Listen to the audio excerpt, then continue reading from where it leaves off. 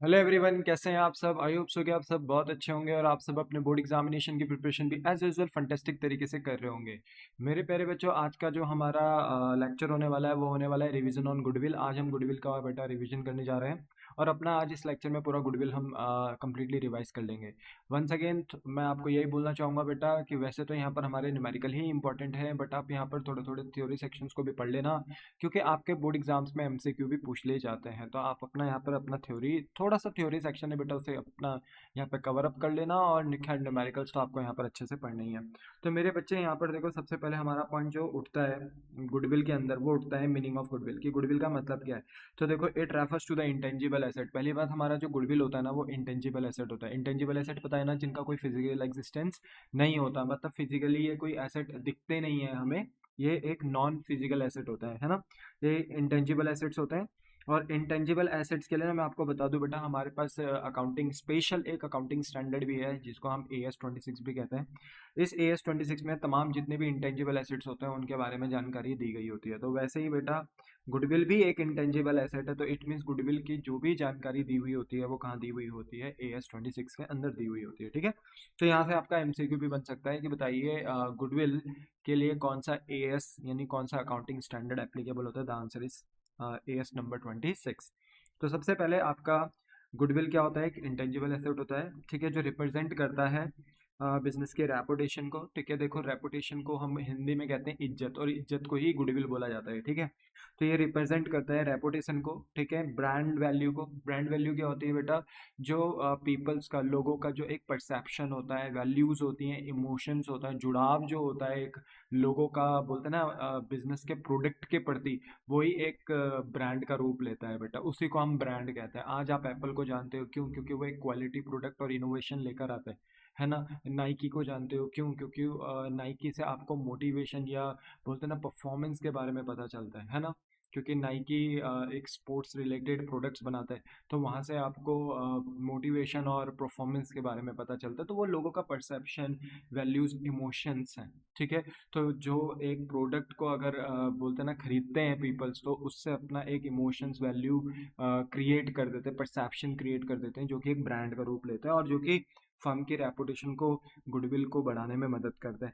Next है customer loyalty. Customer जब product को खरीदता है और कस्टमर को बोलते हैं ना उस प्रोडक्ट से वैल्यू रिसीव्ड होती है, यानी जो वो चाह रहा है कस्टमर, उसको उस प्रोडक्ट से वो मिल पा रहा है ना। बिजनेस वो प्रोडक्ट बना पा रही है जो कस्टमर को चाहिए, तो कस्टमर धीरे धीरे ना बिजनेस के साथ जुड़ता चला जाता है और कस्टमर की एक लॉयल्टी बन जाती है बिजनेस के साथ। और यही लॉयल्टी ना बेटा बिजनेस की रेपुटेशन को इंक्रीज करती है। ठीक है, जैसे फॉर एग्जाम्पल मैं आपको 1 लाख रुपए दे दूं फॉर एन एग्जाम्पल, तो मैं बोलूँ कि अगर आप कौन सा फ़ोन लेना पसंद करोगे, तो शायद आपके दिमाग में दो ही फ़ोन आएंगे, सैमसंग और एप्पल। क्यों? क्योंकि इन लोगों ने आपके माइंड में एक परसेप्शन, वैल्यू क्रिएट कर दी है, लॉयल्टी क्रिएट कर दी है कि आप कहीं और जाओगे ही नहीं, आप इन्हीं का फ़ोन परचेज करोगे। ठीक है, तो कस्टमर लॉयल्टी ये भी बिजनेस की रेपुटेशन को इंक्रीज करती है। या कोई भी अदर नॉन फिजिकल एडवांटेज है जो बिजनेस की गुडविल को या बिजनेस की रेपुटेशन को इंक्रीज करने में मदद करता है, वो सब गुडविल के अंदर कंसिडर कर लिए जाते हैं। और क्या ये रातों रात क्रिएट होती है गुडविल? नहीं, ये क्रिएट होती है ओवर अ टाइम। ठीक है, ये सब चीज़ें बिजनेस एक्वायर करती है अपनी मेहनत से, और मेहनत ना एक दिन में नहीं होती बेटा, समय लगता है इसमें। तो ये गुडविल जो क्रिएट होती है, एक्वायर्ड ओवर अ टाइम होती है। ठीक है, it arises when a business earn. अब देखो, जब बिजनेस ना रेपुटेशन अर्न करती है, तो इसका एक सिंबल ये भी होता है, एक पहचान ये भी होती है कि बिजनेस ना अर्न करती है more profit than the normal profit of similar business in the industry. मान लो एक इंडस्ट्री है, इंडस्ट्री का मतलब क्या होता है, जहाँ पे सिमिलर टाइप ऑफ बिजनेसेस काम करते हैं। जैसे कार इंडस्ट्री होगी, तो आपको क्या लगता है कार इंडस्ट्री में सिर्फ एक ही कार कंपनी है? बहुत सारी हैं। जैसे मारुति हो गई, ठीक है, आपका लंबोर्गिनी हो गई, ऑडी हो गया, ठीक है, टाटा हो गया, महिंद्रा हो गया, बहुत सारी कंपनीज हैं जो कार कंपनी, कार इंडस्ट्रीज में काम कर रहे हैं। तो जो मान लो जिस भी इंडस्ट्री में आप हो, चाहे वो क्लोथ की इंडस्ट्री है, चाहे कार की इंडस्ट्री है, चाहे कैसी भी वो इंडस्ट्री है, कैसा भी आप बिजनेस कर रहे हो, तो आपकी अपनी एक इंडस्ट्री होगी और उस इंडस्ट्री के अंदर ऑलरेडी सिमिलर बिजनेस वर्क कर रहे होंगे।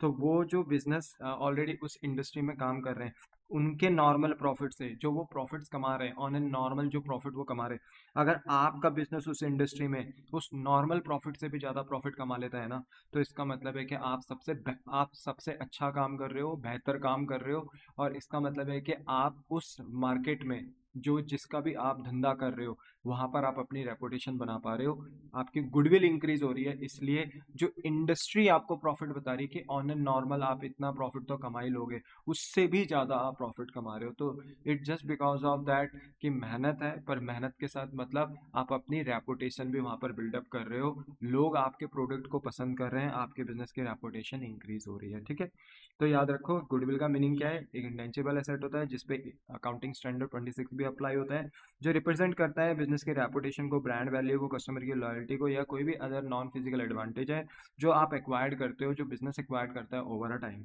ये जनरली अराइज तब होती है जब बिजनेस अर्न करता है more profit than the normal profit of similar business in the industry. ठीक है, तो यहाँ पर इस बात को आपको ध्यान रखना है। ठीक है, कौन कौन से ऐसे फैक्टर हैं जो गुडविल को अफेक्ट करते हैं। पहला तो टाइम फैक्टर, भाई बिजनेस को जितना लंबा समय होगा बिजनेस उतना ज़्यादा रेपुटेशन अर्न करेगा। लोकेशन फैक्टर, बेटा एक फेवरेबल लोकेशन भी ना बिजनेस की रेपुटेशन को इंक्रीज करने में हेल्प करती है। अगर आप ऐसे एक लोकेशन पे अपना प्रोडक्ट बेच रहे हो जहाँ पर आपका प्रोडक्ट बिक ही नहीं पा रहा, वहाँ पे आपके प्रोडक्ट की डिमांड ही नहीं है, तो आपकी रेपुटेशन कैसे बढ़ेगी। तो लोकेशन का अच्छा होना भी जरूरी है। ब्रांड फैक्टर, अगर आपका ब्रांड अच्छा है, आप प्रोडक्ट को अच्छे तरीके से बेच पा रहे हो, ठीक है, लोग आपके प्रोडक्ट से रिलेट कर पा रहे हैं, इमोशंस जोड़ रहे हैं, परसेप्शन बना रहे हैं, लोगों को आपके प्रोडक्ट में वैल्यूज दिखाई दे रही हैं, तो ऑब्वियसली बात है आपका प्रोडक्ट एक ब्रांड बनेगा। जैसे आज एप्पल एक ब्रांड है, सैमसंग एक ब्रांड है।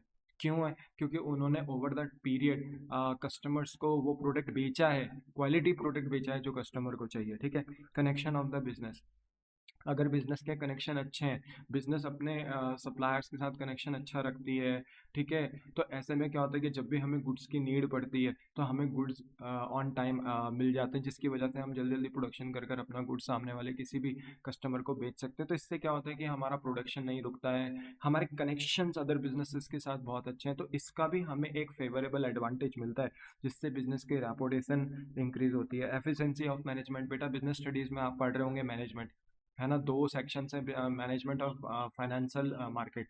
तो आपने देखा होगा कि जो बिजनेस मैनेजमेंट वाला पोर्शन है आपका, उसमें आपकी मैम आपको यही बताती रहती है, सर आपको यही बताते रहते हैं कि एक मैनेजमेंट बिजनेस के लिए क्यों जरूरी है ना। अगर बिजनेस में मैनेजमेंट नहीं है तो इट मीन्स गुडविल नहीं है, मतलब आप उस बिजनेस को चला नहीं सकते हो। ठीक है, कि बिजनेस को चला नहीं सकते हो क्योंकि आप मैनेज ही नहीं कर सकते, मैनेजमेंट ही नहीं है आपके पास। और अगर मैनेजमेंट है और अगर वो एक अच्छी मैनेजमेंट नहीं है तो भी उसका कोई फायदा नहीं।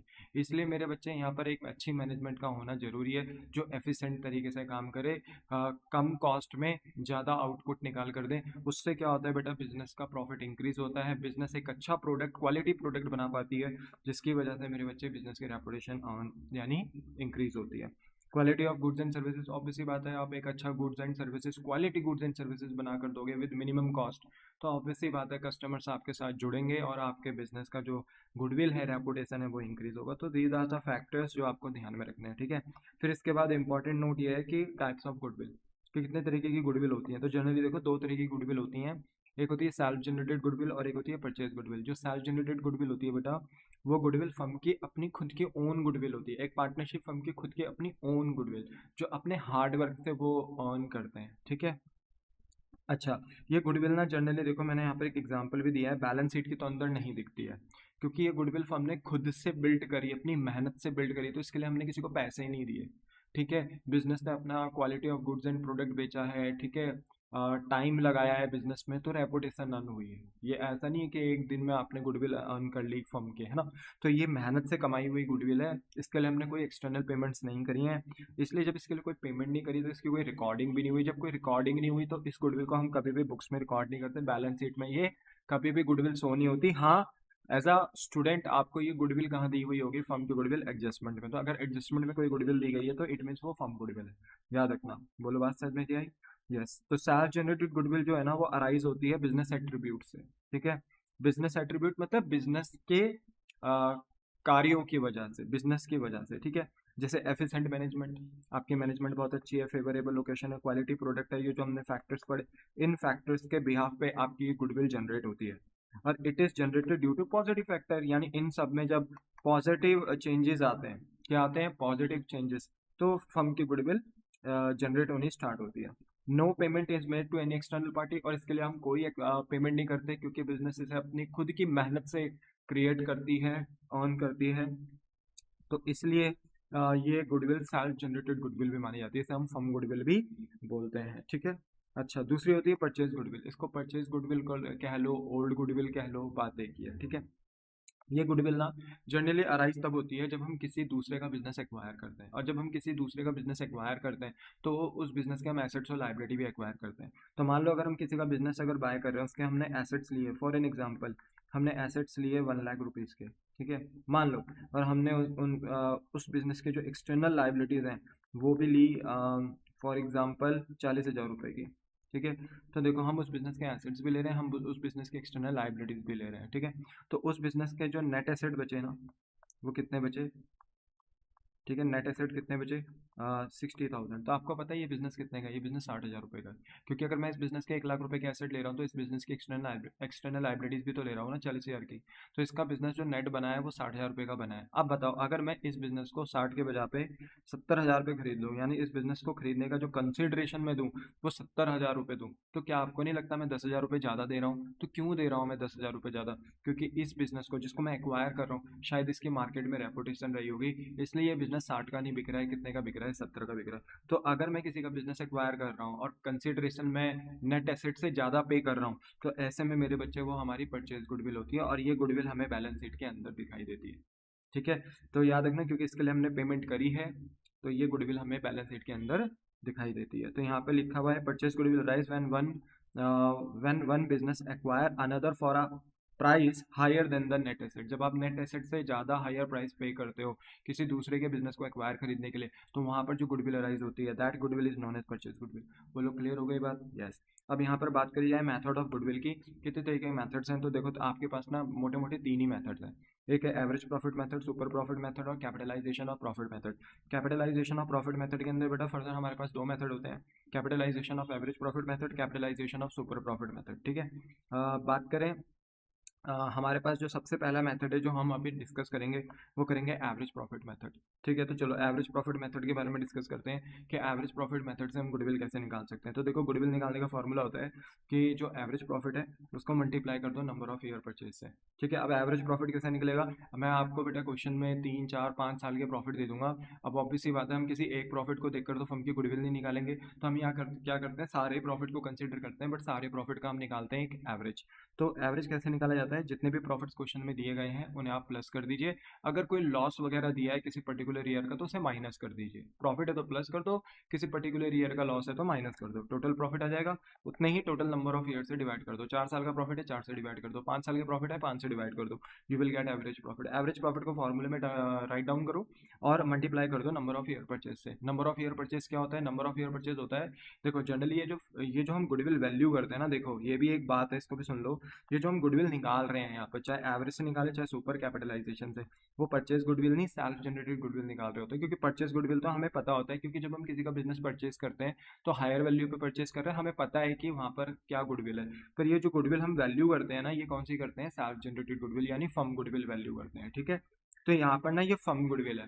अब ये गुडविल ना देखो, जब बनाया तब वैल्यू नहीं होती, ये गुडविल ना स्पेशल ओकेजन में वैल्यू होती है, और जनरली आपके सिलेबस में ये तब वैल्यू होती है जब रिकॉन्स्टिट्यूशन होता है। इसके जो नेक्स्ट चैप्टर आएगा, change in PSR, change in profit sharing ratio among existing partner, तो वहाँ पर आप देखोगे कि पार्टनर ना अपना आपस में रेशियो चेंज करते हैं, एग्रीमेंट चेंज करते हैं, उसकी वजह से रिकॉन्स्टिट्यूशन हो जाता है, यानी पार्टनरशिप फर्म इंटरनली चेंज हो जाती है, अकाउंटिंग चेंज हो जाती है पार्टनरशिप फर्म में। तो वहाँ पर हम क्या करते हैं मेरे बच्चे, फर्म की गुडविल को दोबारा वैल्यू करते हैं। तो जब फर्म की गुडविल को दोबारा वैल्यू करते हैं तो हम ये देखते हैं कि जब रिकॉन्स्टिट्यूशन हुआ है, जिस दिन एग्रीमेंट चेंज हुआ है, उससे पहले हमारी पुरानी फर्म थी, अब जिस दिन एग्रीमेंट चेंज हो रहा है उसके बाद अब हमारी नई फर्म है। तो हम ये कहते हैं पुरानी फर्म में जो अभी तक चलती हुई आ रही थी, उस फर्म में जो हम प्रॉफिट कमा रहे थे, सेम उस प्रॉफिट को कमाने के लिए अब हमें न्यू फर्म में कितना टाइम लगेगा, ठीक है, न्यू फर्म में कितना टाइम लगेगा। तो उस टाइम पीरियड को ही हम क्या कहते हैं? नंबर ऑफ ईयर परचेस कहते हैं। आई रिपीटेड, पुरानी, देखो जिस दिन रिकॉन्स्टिट्यूशन होता है, जिस दिन एग्रीमेंट चेंज होता है, ठीक है, उस दिन पे क्या होता है, हम अपनी फर्म को क्लासीफाई करते हैं कि जिस दिन एग्रीमेंट चेंज हुआ उससे पहले जो फर्म चलती हुई आ रही थी, that is known as old firm, और अब आगे जो चलेगी वो है न्यू फर्म। तो हम कहते हैं ओल्ड फर्म में जो हम प्रॉफिट कमाते थे, उस सेम प्रॉफिट को कमाने के लिए अब न्यू फर्म में हमें कितना टाइम लगेगा, that is known as number of year purchase. वैसे ये क्वेश्चन में गिवन होता है, आपको बस राइट डाउन करना है। बोलो, बात समझ में आ गई? तो गुडविल का फॉर्मूला क्या है यहाँ? Average profit into number of year purchase, और एवरेज प्रॉफिट कैसे निकलेगा? Total profit divided by total number of year. अब देखो, कभी कभी क्या होता है कि जब आप टोटल प्रॉफिट लोगे ना किसी पर्टिकुलर ईयर के, तो वहाँ पर आप देखोगे कि किसी किसी ईयर में आपको कुछ एडजस्टमेंट दी होंगी। होता क्या है बेटा कि देखो, प्रॉफिट कैसे निकलता है, प्रॉफिट का फॉर्मूला क्या होता है बताओ। आपने 11th में देखा भी होगा, प्रॉफिट कैसे निकालते हैं। प्रॉफिट निकालते हैं हम अपने रेवेन्यू में से, ठीक है, माइनस कर देते हैं सारे के सारे एक्सपेंसेस, ठीक है। यानी ये भी कह दो कि इनकम में से सारे के सारे एक्सपेंसेस माइनस करते हैं तो हमें प्रॉफिट पता चल जाता है। तो आप मुझे एक बात बताओ, जो प्रॉफिट हमें क्वेश्चन में दिया हुआ रहेगा, समटाइम उसमें कुछ ऐसे इनकम और कुछ ऐसी एक्सपेंसेस कंसिडर होंगे जो गुडविल बोलते हैं ना कि अलाउ नहीं करता। वो कहता है कि मैं मेरे को ऐसे इनकम और एक्सपेंसेस नहीं चाहिए, प्लीज़ इनको हटाओ। अब ये कौन से इनकम एंड एक्सपेंसेस होते हैं जो हम प्रॉफिट के अंदर कंसिडर कर चुके हैं।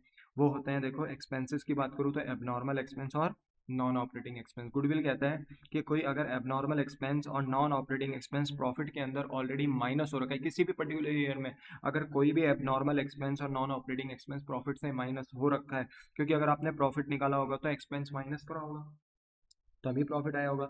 तो गुडविल कहता है मुझको ना ये एक्सपेंस नहीं चाहिए। सर एबनॉर्मल एक्सपेंस क्या होता है। एबनॉर्मल एक्सपेंस वो एक्सपेंस होते हैं जो बिजनेस ने सोचे ना थे बट हो गए।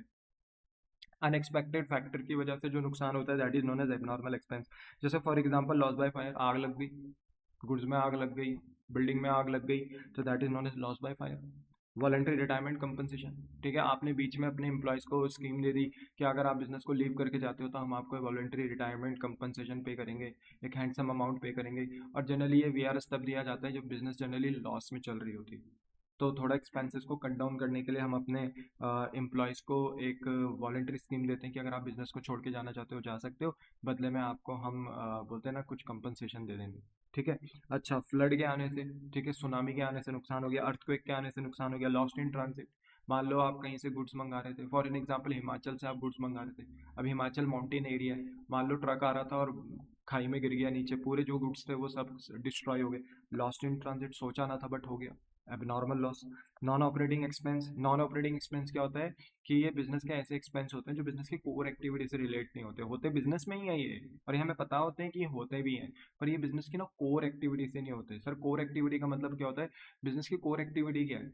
बिजनेस की कोर एक्टिविटी है सामान खरीदना बेचना, है ना। उसको उससे रिलेटेड जितनी भी एक्टिविटीज़ होती हैं उनको हम कोर एक्टिविटीज़ कहते हैं। तो ये ना कोर एक्टिविटी से रिलेटेड एक्सपेंसेस नहीं होते, that is known as non operating expense हम कहते हैं। जो कोर एक्टिविटी से रिलेटेड और बिजनेस का जो मेन धंधे से रिलेटेड जो खर्चे और फायदे होते हैं उनको हम ऑपरेटिंग एक्सपेंस ऑपरेटिंग इनकम कहते हैं। पर जो मेन ऑपरेटिंग एक्टिविटी यानी कोर एक्टिविटी से रिलेटेड एक्सपेंसेस और इनकम जो नहीं होते उनको हम नॉन ऑपरेटिंग एक्सपेंस बोल देते हैं कि हाँ ये नॉन ऑपरेटिंग है, ये बिजनेस की कोर एक्टिविटी से रिलेट नहीं करते। जैसे आप इंटरेस्ट दे रहे हो, इंटरेस्ट क्यों दे रहे हो, क्योंकि आपने लोन लिया। अब आपने लोन लिया तो इंटरेस्ट दे रहे हो, इंटरेस्ट देने से क्या मिल रहा है बिजनेस को, कुछ नहीं, ना सामान बनाने में मदद मिल रही है, ना सामान बेचने में कोई हेल्प मिल रही है। तो कहने का मतलब है कि interest paid is your non operating expense, है बिजनेस एक्सपेंस, मना नहीं कर रहे हम, बट नॉन ऑपरेटिंग है। Loss on sale of fix asset, आपने अपना फिक्स एसेट बेच दिया, फिक्स एसेट बेचकर लॉस हो गया, कि यहाँ हमारा बिजनेस एक्सपेंस है, मतलब बिजनेस का कोर एक्सपेंस है।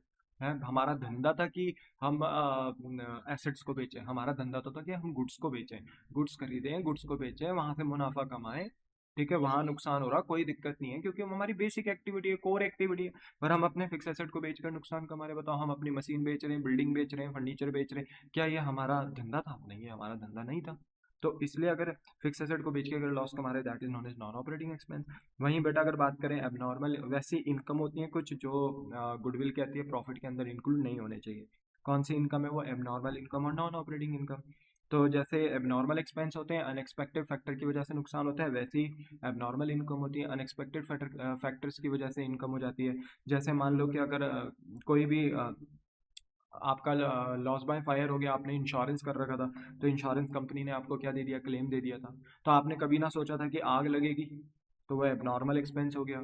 तो आपने कभी ये सोचा भी नहीं था कि इंश्योरेंस कंपनी से कभी इंश्योरेंस क्लेम लेने की भी बोलते हैं ना का टाइम आएगा।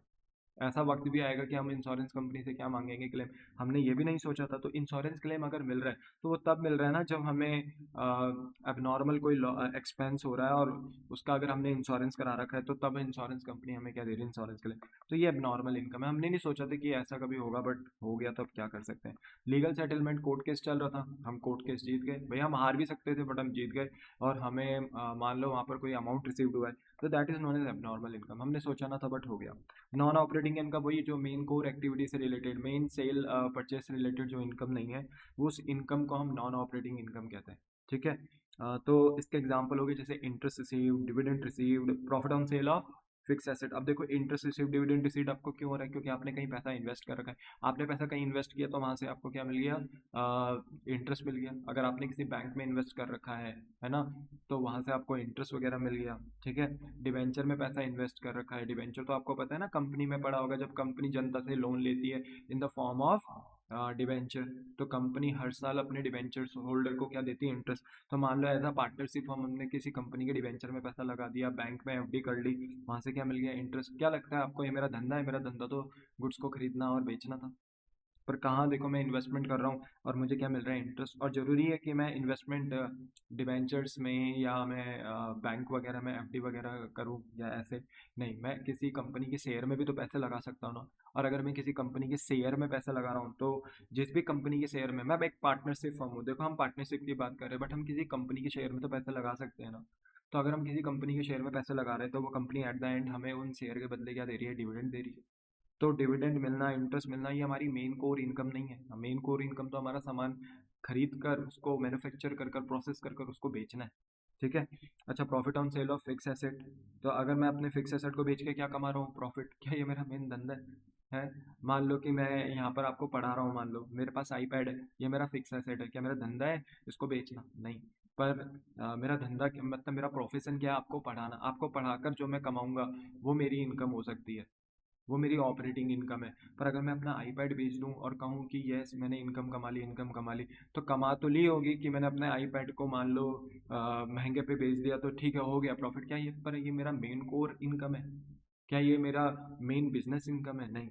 तो वही वाली बात है, that is known as non operating income. तो ये आपको ध्यान में रखना है। अब देखो, ये एक्सपेंसेस ना पहले माइनस हो गए थे प्रॉफिट में, तो अब हमें ना इन्हें प्लस करना है। ठीक है, क्योंकि इन्हें हटाना है तो इन्हें प्लस करना है। अब नॉर्मल इनकम हमने पहले प्लस करी होगी, नॉन ऑपरेटिंग इनकम हमने प्लस करी होगी, बट अगर हमें ये दिखाई देगी तो हमें ना उस पर्टिकुलर ईयर के प्रॉफिट में जहां पर भी एडजस्टमेंट होगी, हमें ये क्या करने होंगे, माइनस। हम कहेंगे पहले प्लस कर रखे थे हमने ये इनकम, अब ये माइनस करना है।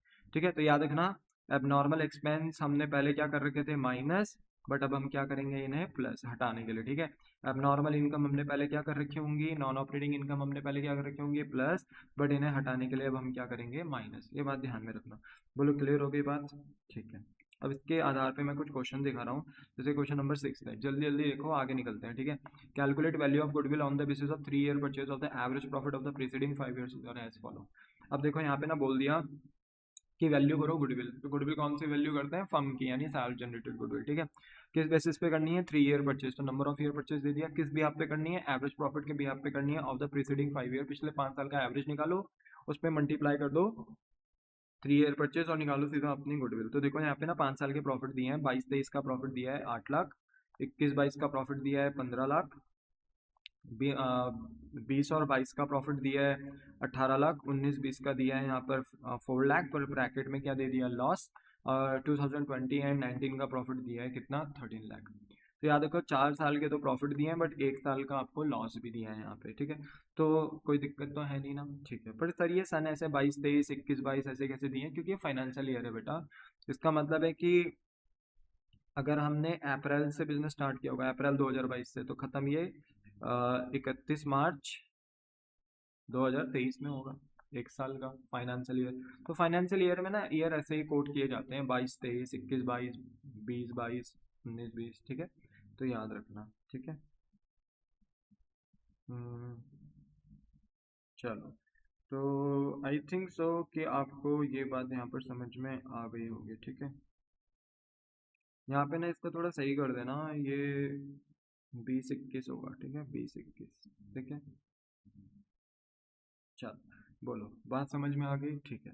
अब हम आगे चलते हैं, तो यहाँ पर अगर हम एवरेज प्रॉफिट निकालेंगे, सबसे पहले हम एग्जामिनर को बता देंगे कि हम गुडविल निकाल रहे हैं कौन से मेथड से, एवरेज प्रॉफिट मेथड से। तो गुडविल का फॉर्मूला क्या होगा, गुडविल का फॉर्मूला होगा average profit into number of year purchase. Formula याद है ना। अच्छा, एवरेज प्रॉफिट हमें नहीं पता, तो एवरेज प्रॉफिट निकालने का फॉर्मूला क्या है, total profit divided by total number of year. अब देखो हम टोटल प्रॉफिट कैसे निकालेंगे, जितने भी ईयर के हमें प्रॉफिट मेंशन है सबको प्लस कर देंगे, बट जिस ईयर का लॉस है उसे माइनस कर देंगे। तो देखो हमने सारे ईयर के प्रॉफिट प्लस किए हैं, बट जिसका लॉस है वो माइनस कर दिया। कितने नंबर ऑफ ईयर है, 5। तो हमने सारे प्रॉफिट प्लस किए, जो लॉस है वो माइनस किया, तो हमारा नेट अमाउंट आया 50 लाख। 50 लाख को डिवाइड करेंगे 5 से, तो हमारा एवरेज प्रॉफिट आ गया 10 लाख। मेन फॉर्मूले में डालेंगे 10 लाख, मल्टीप्लाई करेंगे नंबर ऑफ ईयर परचेज कितना था, देखो एवरेज प्रॉफिट 10 लाख आ गया है, नंबर ऑफ ईयर परचेज कितना था 3 से मल्टीप्लाई करोगे 30 लाख आ गया, सीधा गुडविल निकल कर आ गया। इतना आसान। पेपर में ना ये आ सकता है, एमसीक्यू में आ सकता है, स्पेशल 3 मार्क्स के क्वेश्चन में भी आ सकता है, ठीक है। तो इसलिए आपको याद रखना। और आगे जो हम चैप्टर्स रिवाइज करेंगे, like change in PSR, admission, retirement, death, तो वहाँ पर भी ना गुडविल निकालने के लिए कभी कभी आ सकती है, कहते हैं फर्म की गुडविल निकालो, तो इसलिए आपको अच्छे से आनी चाहिए, ठीक है। क्वेश्चन नंबर 7 भी है, देखो इसको देखो अच्छे से। यहाँ लिखा है ए और बी आपके पास पार्टनर है, इनके बीच का रेशियो है 3:2। They decided to admit C as a partner from 1 April 2016 on the following term. इन्होंने सी को एडमिट किया। अब देखो सी को एडमिट किया, तो ये जानकारी बस इसलिए दी गई है कि एक नया पार्टनर आ रहा है, ठीक है। पहले 2 पार्टनर थे, अब एक नया पार्टनर आ रहा, तो नए पार्टनर के आने से एग्रीमेंट चेंज होगा, रिकॉन्स्टिट्यूशन होगा, और फर्म की गुडविल वैल्यू करनी होगी। कह रहे सी आ रहा है 2/5 शेयर के लिए, और इसलिए आपको goodwill of the firm valued करनी है, यानी फर्म की गुडविल वैल्यूड करनी है 2 ईयर परचेज के हिसाब से। और एवरेज जो लेना है वो लेना है 3 ईयर्स का, ठीक है। 3 ईयर्स नॉर्मल एवरेज प्रॉफिट आपको लेना है। अब नॉर्मल एवरेज प्रॉफिट क्यों लिखा है, मतलब जो प्रॉफिट्स आपको क्वेश्चन में दिए गए होंगे उसमें कुछ ना कुछ एडजस्टमेंट्स होंगे, वो आपको ठीक करनी होंगी, फिर उन प्रॉफिट को कंसिडर करके आपको एक नॉर्मल एवरेज प्रॉफिट निकालना पड़ेगा, ठीक है। तो कह रहे हैं 2 ईयर परचेज लीजिए, और 2 ईयर परचेज से वैल्यू करिए, बाकी जो बेस लेना है वो लेना है 3 ईयर नॉर्मल एवरेज प्रॉफिट को, ठीक है। तो यानी एवरेज प्रॉफिट के हिसाब से आपको यहाँ पर गुडविल निकालनी है। प्रॉफिट दिया है प्रीवियस 3 ईयर्स का, जो कि इस तरीके से है, जो कि 31 मार्च के हैं सारे के सारे प्रॉफिट, 31 मार्च 2016, 31 मार्च 2015, 31 मार्च 2014, ठीक है।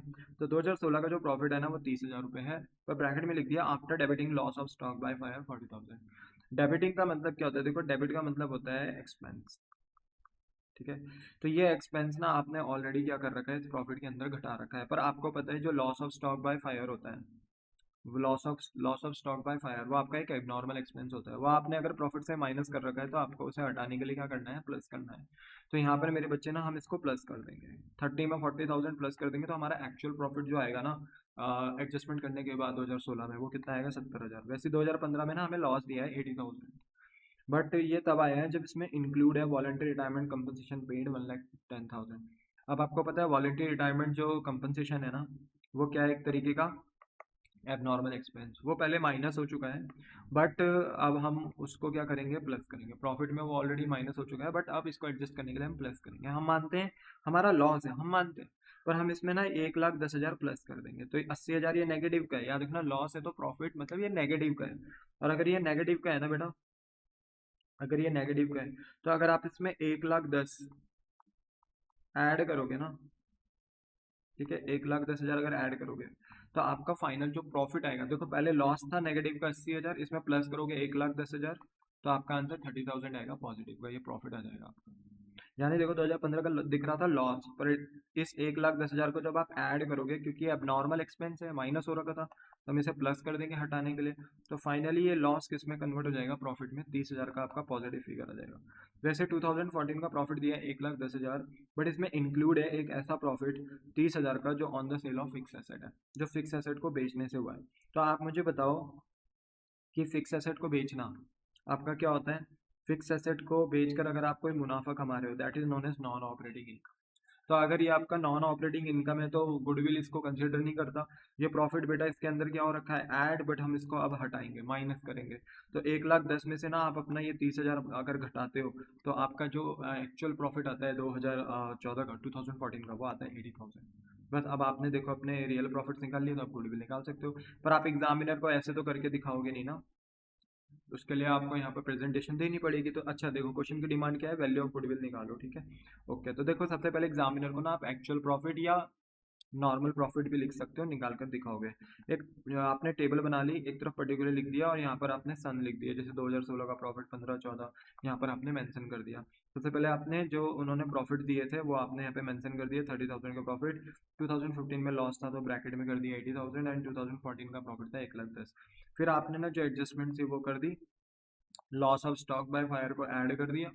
ये एबनॉर्मल लॉस था, माइनस था, तो इसको ऐड कर दिया हटाने के लिए। 2016 में एडजस्टमेंट करनी थी तो 2016 में करी, 15-14 में डैश कर दिया। फिर उसके बाद 2015 में वॉलंटरी रिटायरमेंट कंपनसेशन था, ये भी एक एबनॉर्मल लॉस है। ये पहले क्या हो रखा था, इसमें माइनस हो रखा था, अब हम क्या कर देंगे, इसको प्लस कर देंगे। देखो हमने इसको प्लस कर दिया 1,10,000 को। फिर उसके बाद profit on sale of fix asset, ये नॉन ऑपरेटिंग इनकम है, ये इस प्रॉफिट में क्या हो रखा है, ऐड हो रखा है, बट हम इसको हटाएंगे। ठीक है, हम इसको 1,10,000 में से माइनस कराएंगे क्योंकि गुडविल ऐसे प्रॉफिट को कंसिडर नहीं करता। देखो हमने लेस कर दिया 30, तो 40 में 30 ऐड करेंगे तो 70, ये हमने देख लिया था। माइनस 80,000 का लॉस था 15 में, बट 1,10,000 का वॉलंटरी रिटायरमेंट कंपनसेशन हमने ऐड किया तो हमारा अब एक्चुअल प्रॉफिट निकल कर आ गया कितना, 30,000। और 2014 का बेटा हमारे पास 1,10,000 का प्रॉफिट था, बट हम इसमें माइनस कर रहे हैं 30,000 का profit on sale of fix asset, तो हमारे पास एक्चुअल प्रॉफिट आ गया 80,000। अब आराम से जैसे हमने प्रॉफिट ठीक कर लिया ना, तो अब हम गुडविल निकाल सकते हैं। तो गुडविल निकालने का फॉर्मूला वही एवरेज प्रॉफिट यहाँ पर यूज होगा, तो average profit into number of year purchase. Number of year purchase कितना दिया बेटा, 2 ईयर परचेज दिया है यहाँ पर। तो यहाँ पे 60, देखो नंबर ऑफ ईयर परचेज तो 2 है, पर यहाँ पे ना अभी हमें एवरेज प्रॉफिट नहीं पता। यहाँ पे लिखा है वो बात अलग है, सोल्यूशन है, बट आपको एवरेज प्रॉफिट तो निकालना पड़ेगा। तो एवरेज प्रॉफिट का फॉर्मूला क्या है, total profit divided by total number of year. Total profit बताइए कितने हैं, 70, 30, 80। तीनों प्रॉफिट को ज्वाइंट कर दोगे क्योंकि तीनों ही प्रॉफिट है तो ऐड हो जाएंगे। डिवाइडेड बाई 3 करोगे क्योंकि नंबर ऑफ ईयर्स 3 है, तो 1,80,000 डिवाइडेड बाई 3, 60,000 का आपके पास एवरेज प्रॉफिट आ गया। इसी एवरेज प्रॉफिट को मेन फॉर्मूला में कंसिडर करोगे, 60,000 इंटू 2 करोगे, आपके पास गुडविल आ जाएगी 1,20,000 की। आ गई ना गुडविल, खत्म कहानी, ये फॉर्म गुडविल निकल गई। ठीक है, इसके बाद नेक्स्ट क्वेश्चन नंबर 9, ये भी इंपॉर्टेंट है, इसको देखो। एबीसी आपके पास partner sharing profit losses equally, they agree to admit D for an equal share. और यहाँ देखो इक्वल शेयर के लिए आ रहा है। अब इक्वल शेयर का मतलब है कि अगर इन सब के शेयर 1:1:1 थे एबीसी के, तो आप डी को भी एडमिट कर रहे हो तो एक और पार्टनर आएगा तो वो भी इक्वल शेयर के लिए, यानी उसका भी रेशो 1 होने वाला है। तो यानी डी का जो शेयर होगा ओवरऑल वो 1/4 होगा। पहले 1/3 1/3 1/3 था, अब एक पार्टनर और आ गया इक्वल शेयर के लिए, तो 1/4 1/4 1/4। तो यहाँ पे डी का भी क्या हो जाएगा, 1/4 हो जाएगा। अच्छा तो देखो, फॉर दिस पर्पस क्योंकि आप एक नए पार्टनर को एडमिट कर रहे हो, तो value of goodwill is to be valued is to be calculated on the basis of 4 year purchase. Number of year purchase कितना है, 4 ईयर दिया हुआ है। और किसके भी आप पे निकालना है, average profit of the last 5 years. आपको पिछले 5 साल के एवरेज प्रॉफिट को कंसिडर करके उसमें मल्टीप्लाई करना है 4 ईयर परचेज, तो आपका आपका एवरेज सॉरी गुडविल पता चल जाएगा। अब ऑब्वियसली बात है, 5 साल का अगर एवरेज 4 साल का अगर एवरेज चाहिए तो 4 साल के प्रॉफिट भी मेंशन होने चाहिए। तो 11 12 12 13 13 14 14 15 एंड 15 16 यहाँ पर आपको क्या दे रखा है, प्रॉफिट दे रखे हैं। 30,000 का एक दे रखा है, 70,000 का एक दे रखा है, 1,00,000 का एक दे रखा है, 1,40,000 का एक दे रखा है, और लास्ट वाला जो ईयर इन्होंने दिया है 15-16, यहाँ पे इन्होंने आपको 1,20,000 का क्या दे दिया, लॉस दे दिया। ठीक है, तो ये बात आपको ध्यान में रखनी है। कह रहे 1 अप्रैल 2015 मतलब लास्ट वाला ईयर, क्योंकि ये अप्रैल 1 अप्रैल से स्टार्ट हो रहा होगा और 31 मार्च 2016 को खत्म हो रहा होगा। तो 1 अप्रैल 2015 यानी लास्ट ईयर की बात हो रही है। एक मोपेड था, मोपेड क्या है, एक टू व्हीलर होता है। ठीक है, लाइट व्हीकल होता है जिसमें आप अपना बोलते हैं ना कि छोटा मोटा सामान इधर से उधर लेकर जा सकते हो। तो मोपेड ना एक व्हीकल है, टू व्हीलर है, जिसकी कीमत है 20,000 रुपये। आपने ये परचेज किया है। ठीक है, तो ऑब्वियसली बात है, मोपेड है, ये आपका व्हीकल है, ये आपका एक एसेट है। ठीक है, एसेट है, एंड आपने गलती से ना इसको डेबिट कर दिया ट्रैवलिंग एक्सपेंस के नाम से। तो कहने का मतलब ये है कि ये था आपका कैपिटल एक्सपेंडिचर। आपको पता है, जब भी हम कोई एसेट खरीदते हैं या एसेट के ऊपर कोई भी ऐसा एक्सपेंस करते हैं जिससे कि उसकी एफिशिएंसी बढ़ जाए, ठीक है, या एसेट्स में हम कोई भी खर्चा करते हैं कि वो बिजनेस में पुट टू यूज तक की पोजीशन में आ सके। जैसे हमने शॉप से कोई एसेट खरीदा और उसको हम अपनी फैक्ट्री तक लेकर आ रहे हैं, तो ऑब्वियसली बात है उस दौरान उस बीच में हम जो भी ट्रांसपोर्टेशन का खर्चा, इंस्टॉलेशन का खर्चा कर रहे हैं, वो भी सब कैपिटल एक्सपेंडिचर होता है। यू नो ना, ये 11th का पॉइंट था, और ये मैंने आपको अपने नॉर्मल लेक्चर्स में जब गुडविल चैप्टर पढ़ाया था, आप मेरी प्लेलिस्ट में जाकर भी देख सकते हो, तो वहाँ पे भी मैंने ये बहुत डिटेल में बताया था। तो याद रखो, अगर मैं कोई फिक्स एसेट खरीदता हूँ या मैं उस पर कोई ऐसा एक्सपेंस करता हूँ जिससे उसकी एफिशिएंसी बढ़ जाए, या एफिशिएंसी बढ़ जाए यानी कोई मेजर रिपेयर कर दूँ, ऐसा कोई एक्सपेंस कर दूँ जिससे उसकी एफिशिएंसी इंप्रूव्ड हो जाए, या कोई ऐसा खर्चा कर रहा हूँ जो उस एसेट को मेरे बिजनेस में लाने में, पुट टू यूज करने में हेल्प करे, जैसे ट्रांसपोर्टेशन, इंस्टॉलेशन, तो वो सब एसेट का पार्ट होता है, वो सब कैपिटल एक्सपेंडिचर होता है, ठीक है। वो रेवेन्यू एक्सपेंडिचर यानी मेरा एक एक्सपेंस नहीं होता, वो एसेट होता है। तो यहाँ पे याद रखना, मैंने एक मोपेड खरीदा था, वो मेरा कैपिटल एक्सपेंडिचर था, बट मैंने उसे ट्रैवलिंग एक्सपेंस दिया। अब ट्रैवलिंग एक्सपेंस क्या होता है? ट्रैवलिंग एक्सपेंस हम आए दिन अपने एम्प्लॉयज़ का करते रहते हैं, कभी एम्प्लॉयज़ को, कभी मैनेजर को हम भेजते रहते हैं इधर उधर, तो ट्रैवलिंग एक्सपेंस होता रहता है। तो हमने ना इसको ट्रैवलिंग एक्सपेंस के नाम से दिखा दिया, यानी अपना एक डे टू डे एक्सपेंस यानी रेवेन्यू एक्सपेंडिचर दिखा दिया। तो गलत तो कर दिया ना। अब इसकी वजह से क्या हुआ होगा कि 2015-16 का ना प्रॉफिट हमारा डाउन हो गया होगा। वैसे तो ये लॉस है, तो ये लॉस 1,20,000 है, तो इसमें ये एक्सपेंस और माइनस हो चुका होगा, जबकि ये एक्सपेंस था नहीं, ये तो हमारा क्या था? एसेट था। तो हमें पहली बात तो ये एरर ठीक करना पड़ेगा, क्योंकि ये एक्सपेंस है ही नहीं हमारा, और इस एक्सपेंस ने 2015-16 के प्रॉफिट को या लॉस को और क्या कर दिया होगा? घटा दिया होगा। तो यहाँ पर मेरे बच्चे, हमें ना पहले तो इस ट्रैवलिंग एक्सपेंस को एडजस्ट करना है, और ऑब्वियस सी बात है, जैसे ही हम इसे मोपेड दिखाएंगे, व्हीकल दिखाएंगे, तो ऑब्वियस सी बात है, क्योंकि हमने इसे अपना ट्रैवलिंग एक्सपेंस दिखाया था, एसेट नहीं दिखाया था, तो हमने फिर इस पर डेप्रिसिएशन भी नहीं लगाया होगा, क्योंकि हमने पूरा 1 साल तो इसे यूज़ भी किया होगा। तो यहाँ पे ना मेरे बच्चे देखो, अब जब हम इसे मोपेड दिखाएंगे तो इस पर डेप्रिसिएशन लगाएंगे, और जब डेप्रिसिएशन लगाएंगे तो डेप्रिसिएशन एक बिजनेस एक्सपेंस होता है, तो इसको ना हम अपने फिर प्रॉफिट से माइनस करेंगे। तो इसका एडजस्टमेंट हमें यहाँ पर करना पड़ेगा। अभी आप देख लेना कि किस तरीके से मैं इसका सॉल्यूशन करने वाला हूँ। तो सबसे पहले देखो, मैं एक्चुअल प्रॉफिट निकालूंगा, टेबल बनाऊंगा, पर्टिकुलर लिख दिया, सारे ईयर्स के प्रॉफिट्स जो थे वो मैंने यहाँ पर मेंशन कर दिया, ठीक है। सब बोलते हैं ना, जितने भी ईयर्स के प्रॉफिट है वो सब मैंने मेंशन करे, पर याद रखना लास्ट ईयर का जो प्रॉफिट है वो प्रॉफिट नहीं, वो लॉस है, तो ब्रैकेट में मैंने मेंशन कर दिया। अब मैंने यहाँ पर ये बताया एग्जामिनर को कि जो मोपेड था ना, परचेस ऑफ मोपेड, वो कैपिटल एक्सपेंडिचर था, बट गलती से मैंने उसे क्या मान लिया था? एक्सपेंस मान लिया था, ट्रैवलिंग एक्सपेंस यानी रेवेन्यू एक्सपेंडिचर मान लिया था।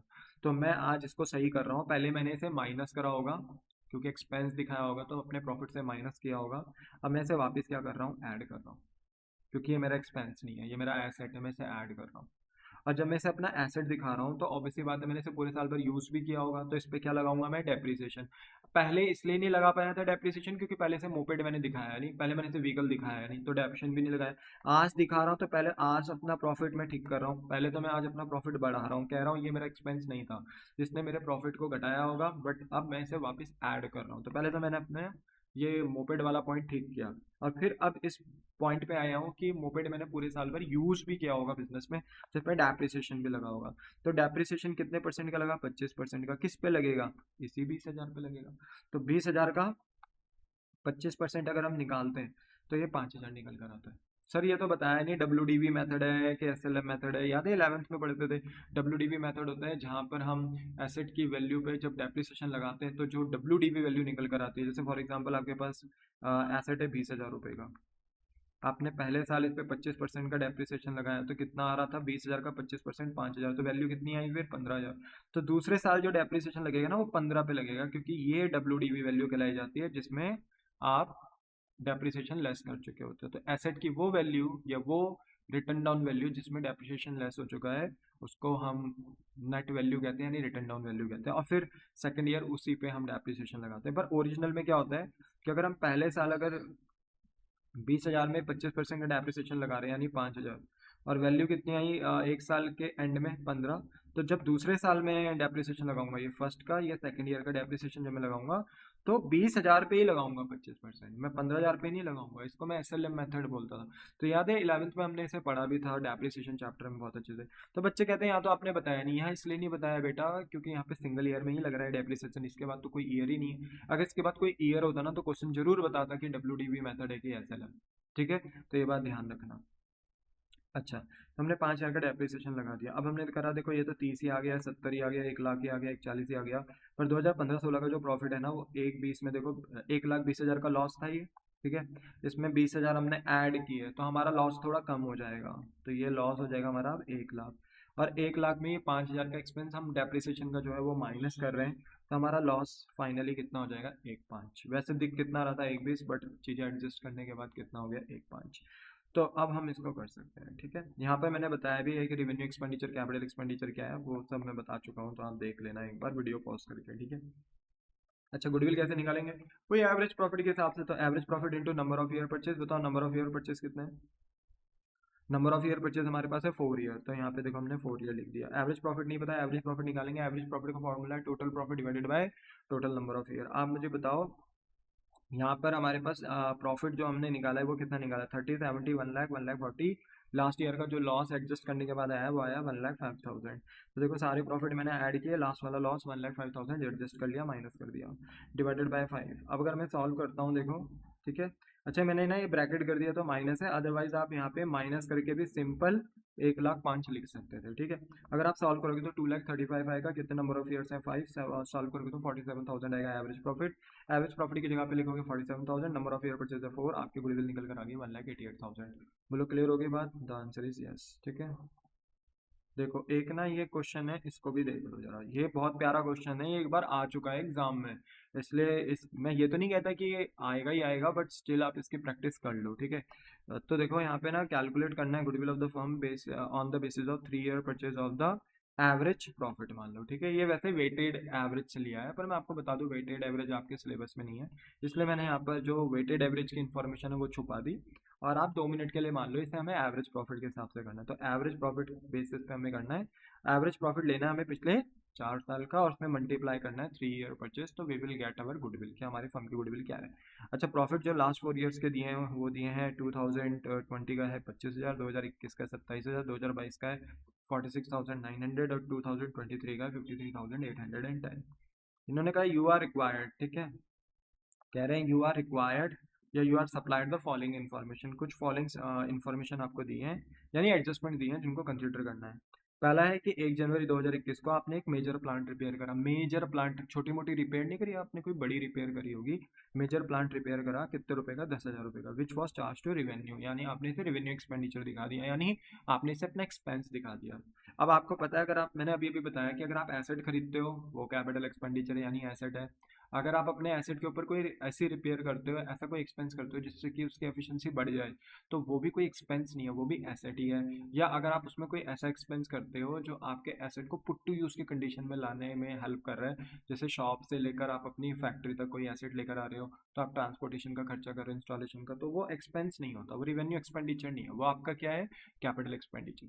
तो यहाँ पर आपका ध्यान रखने वाली बात है कि आपने एक मेजर प्लांट रिपेयर करा, ये आपका एसेट था, ठीक है। और आपने इसे रेवेन्यू एक्सपेंडिचर एक्सपेंस दिखा दिया, कौन से वाले ईयर में? 1 जनवरी 2021, यानी इस वाले ईयर की बात हो रही है, ठीक है। और यहाँ 31 मार्च कुछ ऐसा लिखा नहीं, मतलब ये फाइनेंशियल ईयर नहीं है, कैलेंडर ईयर है, मतलब सेम ईयर में स्टार्ट होते हैं सेम ईयर में खत्म होते हैं, इसलिए 20, 21, 22, 23 ऐसे करके ईयर दे रखे हैं। तो याद रखना जो 1 जनवरी 2021 है यहाँ पे बात हो रही है। तो यहाँ पर ना आपको तो पहले अपने इस एसेट को एसेट दिखाना होगा, आपने गलती से इसको क्या दिखा दिया? एक्सपेंस दिखा दिया, ठीक है। रेवेन्यू मतलब रेवेन्यू एक्सपेंडिचर दिखा दिया आपने, ऐसे पूरा नहीं लिखा है बट ये रेवेन्यू एक्सपेंडिचर है, ठीक है। रेवेन्यू एक्सपेंडिचर दिखा दिया, खर्चा दिखा दिया आपने, तो पहले तो आपको इसे ठीक करना पड़ेगा। फिर आगे कह रहे हैं the set sum is to be capitalise, ठीक है, हम इसको कैपिटल एक्सपेंडिचर ट्रीट करेंगे। और गुडविल कैलकुलेशन जब हम करेंगे तो हम इस पर डेप्रिसिएशन भी अप्लाई करेंगे 10% का, बट कौन से मेथड से? रिड्यूसिंग बैलेंस मेथड यानी WDV मेथड से। अब देखो यहाँ बता दिया ना WDV method, reducing balance method, क्यों? क्योंकि 21 के बाद ना 22 भी है, 23 भी है, आपने एसेट ना 21 में भी यूज करा होगा, 22 में भी यूज करा होगा, 23 मल्टीपल ईयर्स है, तो यहाँ पर वो बताएगा SLMA के WDV। पर जो अभी हमने पिछला क्वेश्चन करा था मोपेड, उसमें लास्ट ईयर में ही एडजस्टमेंट थी डेप्रिसिएशन की, इसलिए वहाँ पे उसने नहीं बताया। तो स्मार्ट हो जाओ थोड़ा, ठीक है, क्या दिक्कत है। फिर कह रहे हैं कि क्लोजिंग स्टॉक है 21 और 22 का, वो ओवर वैल्यूड हो चुका है, ठीक है। अब आपको मैं बता दूं जो क्लोजिंग स्टॉक होता है ना वो बिजनेस के लिए एसेट होता है, और क्लोजिंग स्टॉक ना आपकी परचेस को डाउन करता है, ठीक है। देखो क्लोजिंग स्टॉक एक ऐसा गुड्स है जो आपने खरीदा तो था, पर ड्यूरिंग द ईयर आप उसे बेच नहीं पाए। और हमारा जो अकाउंट्स में मैचिंग कंसेप्ट होता है वो हमें ये कहता है कि आप उस एक्सपेंस को एक्सपेंस दिखा सकते हो जिससे आप करंट ईयर में कोई इनकम जनरेट कर सकते हो। बट अगर मैं अपने एक्सपेंसेस से करंट ईयर में इनकम जनरेट नहीं कर पा रहा हूँ तो उस एक्सपेंस को एज पर मैचिंग प्रिंसिपल में एक्सपेंस भी नहीं दिखा सकता। तो यहाँ पर मेरे बच्चे क्या होता है कि जो भी मैंने गुड्स खरीदे हैं जिनको मैंने एक्सपेंस दिखाया है उन सबको तो मैं बेच नहीं पाया, तो उनको मैं क्या, ऐसे गुड्स जो मैं बेच नहीं पाया अभी तक उनको मैं क्या कहता हूँ? Closing stock. और जनरली ये फिर मेरे एक्सपेंस नहीं होते, ये मेरे एसेट होते हैं। तो ये ना मेरे एक्सपेंस को डाउन करते हैं, पहली बात। क्लोजिंग स्टॉक मेरे एक्सपेंस को, मेरी परचेज को, परचेज क्या होता है बिजनेस के लिए बेटा? एक्सपेंस होता है, ठीक है। गुड्स खरीदते हैं तो परचेज करते हैं, एक्सपेंस होता है। तो ये मेरे एक्सपेंस को ना डाउन करते हैं, क्योंकि हम परचेज से हटाकर उतने गुड्स हटाकर जो परचेजेस के अंदर है, उन्हें हटाकर हम उन्हें क्लोजिंग स्टॉक ट्रीट करते हैं। और ऐसे में ना हमारे एक्सपेंसेस कम हो जाते हैं, परचेज डाउन हो जाती है, हमारी एक्सपेंसेस कम हो जाते हैं। तो ऐसे में ना ये क्लोजिंग स्टॉक ना एक तरीके से हमारे बिजनेस की इनकम को बढ़ा देते हैं। क्यों? क्योंकि ये परचेज को, एक्सपेंसेस को डाउन करते हैं, तो ये हमारी इनकम को बढ़ा देते हैं।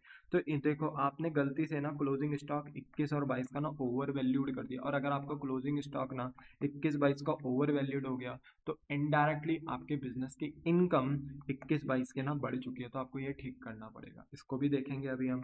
और थर्ड है कि to cover the management cost and annual charges of 5000 should be made for the purpose of goodwill valuation.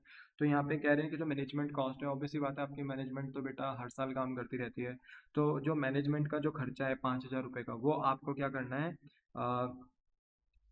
हर एक ईयर से माइनस करना है, चाहे वो 2020 हो, 21 हो, 22 हो, 23 हो, क्योंकि मैनेजमेंट ने तो हर साल काम किया होगा। तो ये जो खर्चा है 5000 का, ये हर एक ईयर से कॉमनली क्या हो जाएगा, रिड्यूस हो जाएगा। बोलो बात समझ में आई? तो ये क्वेश्चन बहुत प्यारा है। तो यहाँ पर ना देखो, हम सबसे पहले एक्चुअल प्रॉफिट निकालेंगे एज यूजुअल, टेबल बनाएंगे पर्टिकुलर 20, 21, 22, 23, वही जो भी हमारे पास यहाँ पर सन दिए गए हैं वो सब हम यहाँ पर मेंशन कर देंगे, ठीक है। प्रॉफिट्स जो दिए गए हैं वो भी प्रॉफिट्स हम कॉपी कॉपी कॉपी करके यहाँ पे क्या कर देंगे, पेस्ट कर देंगे, ठीक है। आइए सबसे पहले हम एडजस्टमेंट करेंगे किसकी, सबसे पहले हम एडजस्टमेंट करेंगे अपने मेजर प्लांट रिपेयर की। 1 जनवरी 2021 को, 21 की बात हो रही है, ठीक है, 21 की हमने एक मेजर प्लांट रिपेयर करा, वो हमारा एसेट था, ठीक है, क्योंकि इससे हमारे एसेट प्लांट की एफिशिएंसी बढ़ेगी, तो ये एसेट था। तो हमने इसको गलती से रेवेन्यू एक्सपेंडिचर दिखा दिया, यानी एक्सपेंस दिखा दिया। तो हमने 21 का प्रॉफिट ना रिड्यूस कर दिया होगा पहले, हमने इसको एक्सपेंस दिखाया होगा, तो एक्सपेंस की वजह से हमारा प्रॉफिट डाउन हो गया होगा। आज जब हम इसे ठीक करेंगे, आज जब हम इसे अपना एसेट दिखाएंगे, तो हम अपना वही प्रॉफिट जो घटाया था पहले, उसको ऐड कर देंगे। तो देखो हमने ऐड करा, कहा मेजर प्लांट रिपेयर, जो कि कैपिटल एक्सपेंडिचर था, गलती से मैंने उसे चार्ज कर दिया रेवेन्यू एक्सपेंडिचर में, तो आज हम इसे ठीक करें, तो देखो मैंने ऐड कर दिया, ठीक है, 10,000। अब इसके बाद मेरे बच्चे हम क्या करेंगे, इस पर डेप्रिसिएशन भी लगाएंगे, क्योंकि अब हम इसे एसेट मान रहे हैं। तो आप मुझे बताइए, 10,000 रुपये का हमारे पास एसेट था प्लांट नाम का, ठीक है। तो मैं इस पे जब फर्स्ट ईयर का डेप्रिसिएशन लगाऊंगा, ठीक है, फर्स्ट ईयर का डेप्रिसिएशन लगाऊंगा, तो 10,000 पे 10%, ठीक है। बताइए कितना है, 10% ही था ना, हाँ देखो ये 10% ही था, तो कितना आएगा बताओ, ये 1000, ठीक है। तो फर्स्ट ईयर का डेप्रिसिएशन कितना आया, 1000। अच्छा बताओ, रिटर्न डाउन वैल्यू कितनी बची, एसेट की जो value after depreciation I at the end of the year, वो कितनी आई, 9000। फिर जब दूसरे ईयर में डेप्रिसिएशन लगाऊंगा, तो 9000 पे लगाऊंगा, क्योंकि WDV मेथड है, ओरिजिनल होता तो 10 पे ही लगता, पर ये ओरिजिनल नहीं है, याद रखना, ठीक है। तो 9000 का 10% WDV है, तो 900। तो सेकंड ईयर का डेप्रिसिएशन कितना हो गया, 900। अब बताओ वैल्यू कितनी है, 8100। इसमें हम थर्ड ईयर का डेप्रिसिएशन लगाएंगे, तो कितने पे लगेगा, 8100 पे लगेगा, कितना, 10%, कितना आएगा, 810 आएगा, ठीक है। मुझे 3 साल का ही चाहिए, क्योंकि हम उसके 2021, 22 और 23 हमारे पास 3 साल का ही डाटा है, तो हमने 3 साल का ही यहाँ पर फिर डेप्रिसिएशन लगा दिया, आगे जाने की हमें जरूरत नहीं है, ठीक है। तो बताइए, पहले साल का डेप्रिसिएशन 1000, दूसरे साल का 900, तीसरे साल का 810, और डेप्रिसिएशन एक नॉर्मल एक्सपेंस है बिजनेस का, तो ये या प्रॉफिट से रिड्यूस हो जाएगा। तो पहले तो हमने अपने मेजर प्लांट को ठीक करा, फिर उसके बाद उस पर क्या लगा दिया, डेप्रिसिएशन। क्लियर हो गई बात, ठीक है। डेप्रिसिएशन एक नॉर्मल एक्सपेंस है, तो इसे हमने अपने प्रॉफिट से लेस कर दिया। फिर इसके बाद दूसरी एडजस्टमेंट है हमारी क्लोजिंग स्टॉक की। देखो बेटा, क्लोजिंग स्टॉक पे ना मैं तुम्हें यहाँ पर एक बात और बताता हूँ, जरा ध्यान से देखो, इसको गलत मत करना, ठीक है, क्योंकि ये अच्छा पॉइंट है। देखो, बात करता हूँ ट्रेडिंग अकाउंट में, यहाँ से आपको बात समझ में आ जाएगी। आपने 11th में ट्रेडिंग PNL अकाउंट बनाया होगा, ठीक है। देखो होता क्या है कि हमारे पास ना डेबिट साइड होती है एक्सपेंसेस की, और क्रेडिट साइड होती है इनकम की, ठीक है, याद रखना। तो हमारे पास ना देखो, सबसे पहले आते हैं ओपनिंग स्टॉक, ठीक है, टू परचेज। अगर हम कोई गुड्स खरीदते हैं, परचेज चाहिए नेट, अगर रिटर्न वगैरह है परचेज रिटर्न, तो हम लेस करते हैं और इनको अपना एक्सपेंस दिखाते हैं, ठीक है। फिर हम अपने कोई डायरेक्ट एक्सपेंस जैसे वेजेस, कैरेज इनवर्ड, ठीक है, फैक्ट्री के खर्चे जो भी होते हैं, वो सब हम यहाँ पर एज एन एक्सपेंस दिखाते हैं, डायरेक्ट एक्सपेंस लिख दिया मैंने डायरेक्ट। और फिर मैं माल को बेचता हूँ बाय सेल्स करके, ठीक है। फिर उसके बाद good destroy by fire, good given away charity, ठीक है। Goods stolen by employ, goods withdraw by the proprietor for personal use या good use in a business, ये सब हो सकते हैं जिनकी वजह से हमारी परचेज और डाउन होती है, बट वो चीज़ें मैं भी स्किप करता हूँ, ठीक है। हम इजी रखते हैं चीज़ों के लिए। तो मान लो हमारे पास पहले से माल पड़ा था, खर्चा, हमने और माल खरीदा तो हमारा एक्सपेंस हो गया, हमने और डायरेक्ट एक्सपेंसेस करे फैक्ट्री के अंदर, तो वो हमारे खर्चे हो गए, फिर हमने अपने माल को बेचा तो हमारी इनकम हो गई। पर ऐसा होता है ना, देखो हम सारा का सारा गुड्स तो नहीं बेच पाएंगे ना। बेच देंगे अच्छी बात है, कोई दिक्कत नहीं है, पर हर बारी पॉसिबल तो नहीं होगा ना कि मैं सारे के सारे गुड्स बेच दूं। तो कुछ गुड्स ना मेरे बच जाते हैं जो बिकते नहीं, ठीक है। सारे के सारे गुड्स मान लो अगर मेरे बिके नहीं हैं, ठीक है, सारे के सारे गुड्स अगर मेरे बिके नहीं हैं, तो कुछ गुड्स मेरे बच जाते हैं ओपनिंग स्टॉक और परचेज में। तो मैं ना अब उन्हें ओपनिंग स्टॉक और परचेज नहीं कह सकता, मुझे उन्हें बाहर करना होता है। क्यों? क्योंकि हमारा मैचिंग कंसेप्ट है। कहता है तुम एक्सपेंस को एक्सपेंस दिखाओ, कोई दिक्कत नहीं, क्योंकि तुम उससे इस करंट ईयर में इनकम जनरेट करोगे, फिर इनकम को अपने एक्सपेंस से कंपेयर करो और फिर पता करो कितना प्रॉफिट और कितना लॉस, फिर हम वो प्रॉफिट लॉस निकालते हैं। बट हमारा मैचिंग कंसेप्ट ये कहता है कि अगर कोई एक्सपेंस आपने किया है बट उससे कोई इनकम जनरेट नहीं हो रही है, तो आप उस एक्सपेंस को एक्सपेंस भी नहीं दिखा सकते, बाहर करो उस एक्सपेंस को। तो यहाँ पे ना बेटा, जो गुड्स हम बेच नहीं पाए, जो ओपनिंग स्टॉक और परचेज में शामिल है, हम उनको बाहर करते हैं। कैसे? ये पहले एक्सपेंस थे, ओपनिंग स्टॉक और परचेज डेबिट थे, अब इनको अगर हमें बाहर करना है क्योंकि हम इनको बेच नहीं पाए, तो इनका हम नाम रखते हैं क्लोजिंग स्टॉक। और बाहर कैसे करते हैं? डेबिट से क्रेडिट कर देते हैं। और ये क्लोजिंग स्टॉक जैसे बाहर हो गए, तो इसने हमारे ओपनिंग स्टॉक और परचेज नाम के एक्सपेंस को रिड्यूस कर दिया, डेबिट से कर दिया क्रेडिट। तो इसलिए क्लोजिंग स्टॉक ना क्रेडिट यानी इनकम साइड आता है। हमने ये बेचा नहीं, याद रखना है, ये कोई ऐसी इनकम नहीं जो हमने रिसीव करी, पर इसकी वजह से हमारा ना एक्सपेंस डाउन हो जाता है। एक्सपेंस डाउन होता है तो प्रॉफिट एकदम से बढ़ जाता है, तो इसलिए क्लोजिंग स्टॉक हमारी इनकम होती है, ठीक है, याद रखना। और यही क्लोजिंग स्टॉक जब अगले साल क्या बनता है? Opening stock. तो अगले साल तो हम इसे बेच ही देंगे, इसलिए हम ओपनिंग स्टॉक को एक्सपेंस दिखाते हैं। समझ में आई बात? तो याद रखो, क्लोजिंग स्टॉक इनकम का प्रतीक होता है और ओपनिंग स्टॉक एक्सपेंस का प्रतीक होता है। चलो ठीक है, मैंने इतनी बात कर ली तो शायद आई थिंक से समझ में आ गया होगा। अब देखो, आपका ना जो 21 और 22 का जो क्लोजिंग स्टॉक है ना, वो बढ़ रखा था। क्लोजिंग स्टॉक बढ़ रखा था मतलब आपने अपनी इनकम बढ़ा रखी थी, जो कि बढ़नी नहीं चाहिए थी। तो आप क्या करेंगे? जो क्लोजिंग स्टॉक आपने ओवर वैल्यूड कर दिया था 2006 एंड 7 में, बेटा गलती से ना यहाँ 6-7 लिखा है, आप इसको ठीक कर देना, ठीक है। 6-7 नहीं है ये 21 एंड 22 है। 2021 एंड 2022, ठीक है। तो देखो 2021 एंड 22 में हमने अपना क्लोजिंग स्टॉक यानी अपनी इनकम बढ़ा रखी थी, तो देखो हमने घटा दी, लेस कर दी। अब ये भी ध्यान रखना, जो 21 का जो 21 का क्लोजिंग है वो 22 में जाकर क्या बनेगा? ओपनिंग। और जो 22 का ओपनिंग है वो 23 में जाके क्या बनेगा? और सॉरी, 22 का जो क्लोजिंग है वो 23 में जाके क्या बनेगा? ओपनिंग। यानी जबलिंग इफेक्ट। तो ओपनिंग स्टॉक क्या होता है आपका? ओपनिंग स्टॉक होता है आपका एक्सपेंस। तो ऑब्वियस सी बात है, अगर 21-22 का क्लोजिंग स्टॉक आपने बढ़ा दिया था, इनकम बढ़ा दी थी गलती से, तो पक्की बात है 22 और 23, ठीक है, इसको भी ठीक कर देना, यहाँ पे थोड़ा सा गलती हो गई बेटा, तो यहाँ पे ध्यान रखना, 2021 का क्लोजिंग 2022 का क्या बनेगा? ओपनिंग। और 2022 का क्लोजिंग 2023 का क्या बनेगा? ओपनिंग, ठीक है। तो कहने का मतलब ये है कि 22 और 23 के ओपनिंग्स भी बढ़ चुके होंगे, और ओपनिंग स्टॉक होता है आपका एक्सपेंस।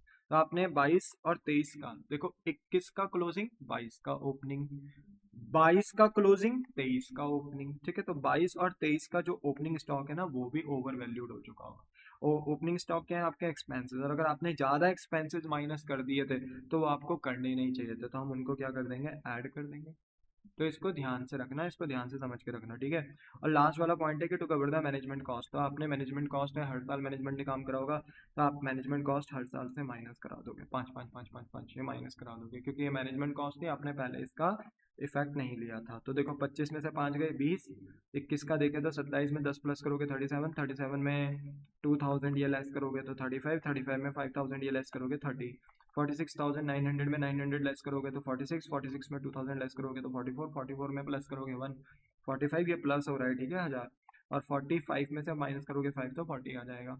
53, 810 में 810 लेस करोगे 53, 53 में 2000 ऐड करोगे 55, 55 में से 5 जाएंगे तो 50 आगे। देखो ये प्रॉफिट, अब आप आराम से एवरेज निकाल सकते हो। ये आंसर वेटेड के हिसाब से, आप वेटेड इग्नोर कर दो, आपको अच्छे से आता है, एवरेज से आप आराम से निकाल सकते हो। गुडविल का फॉर्मूला क्या हो जाएगा?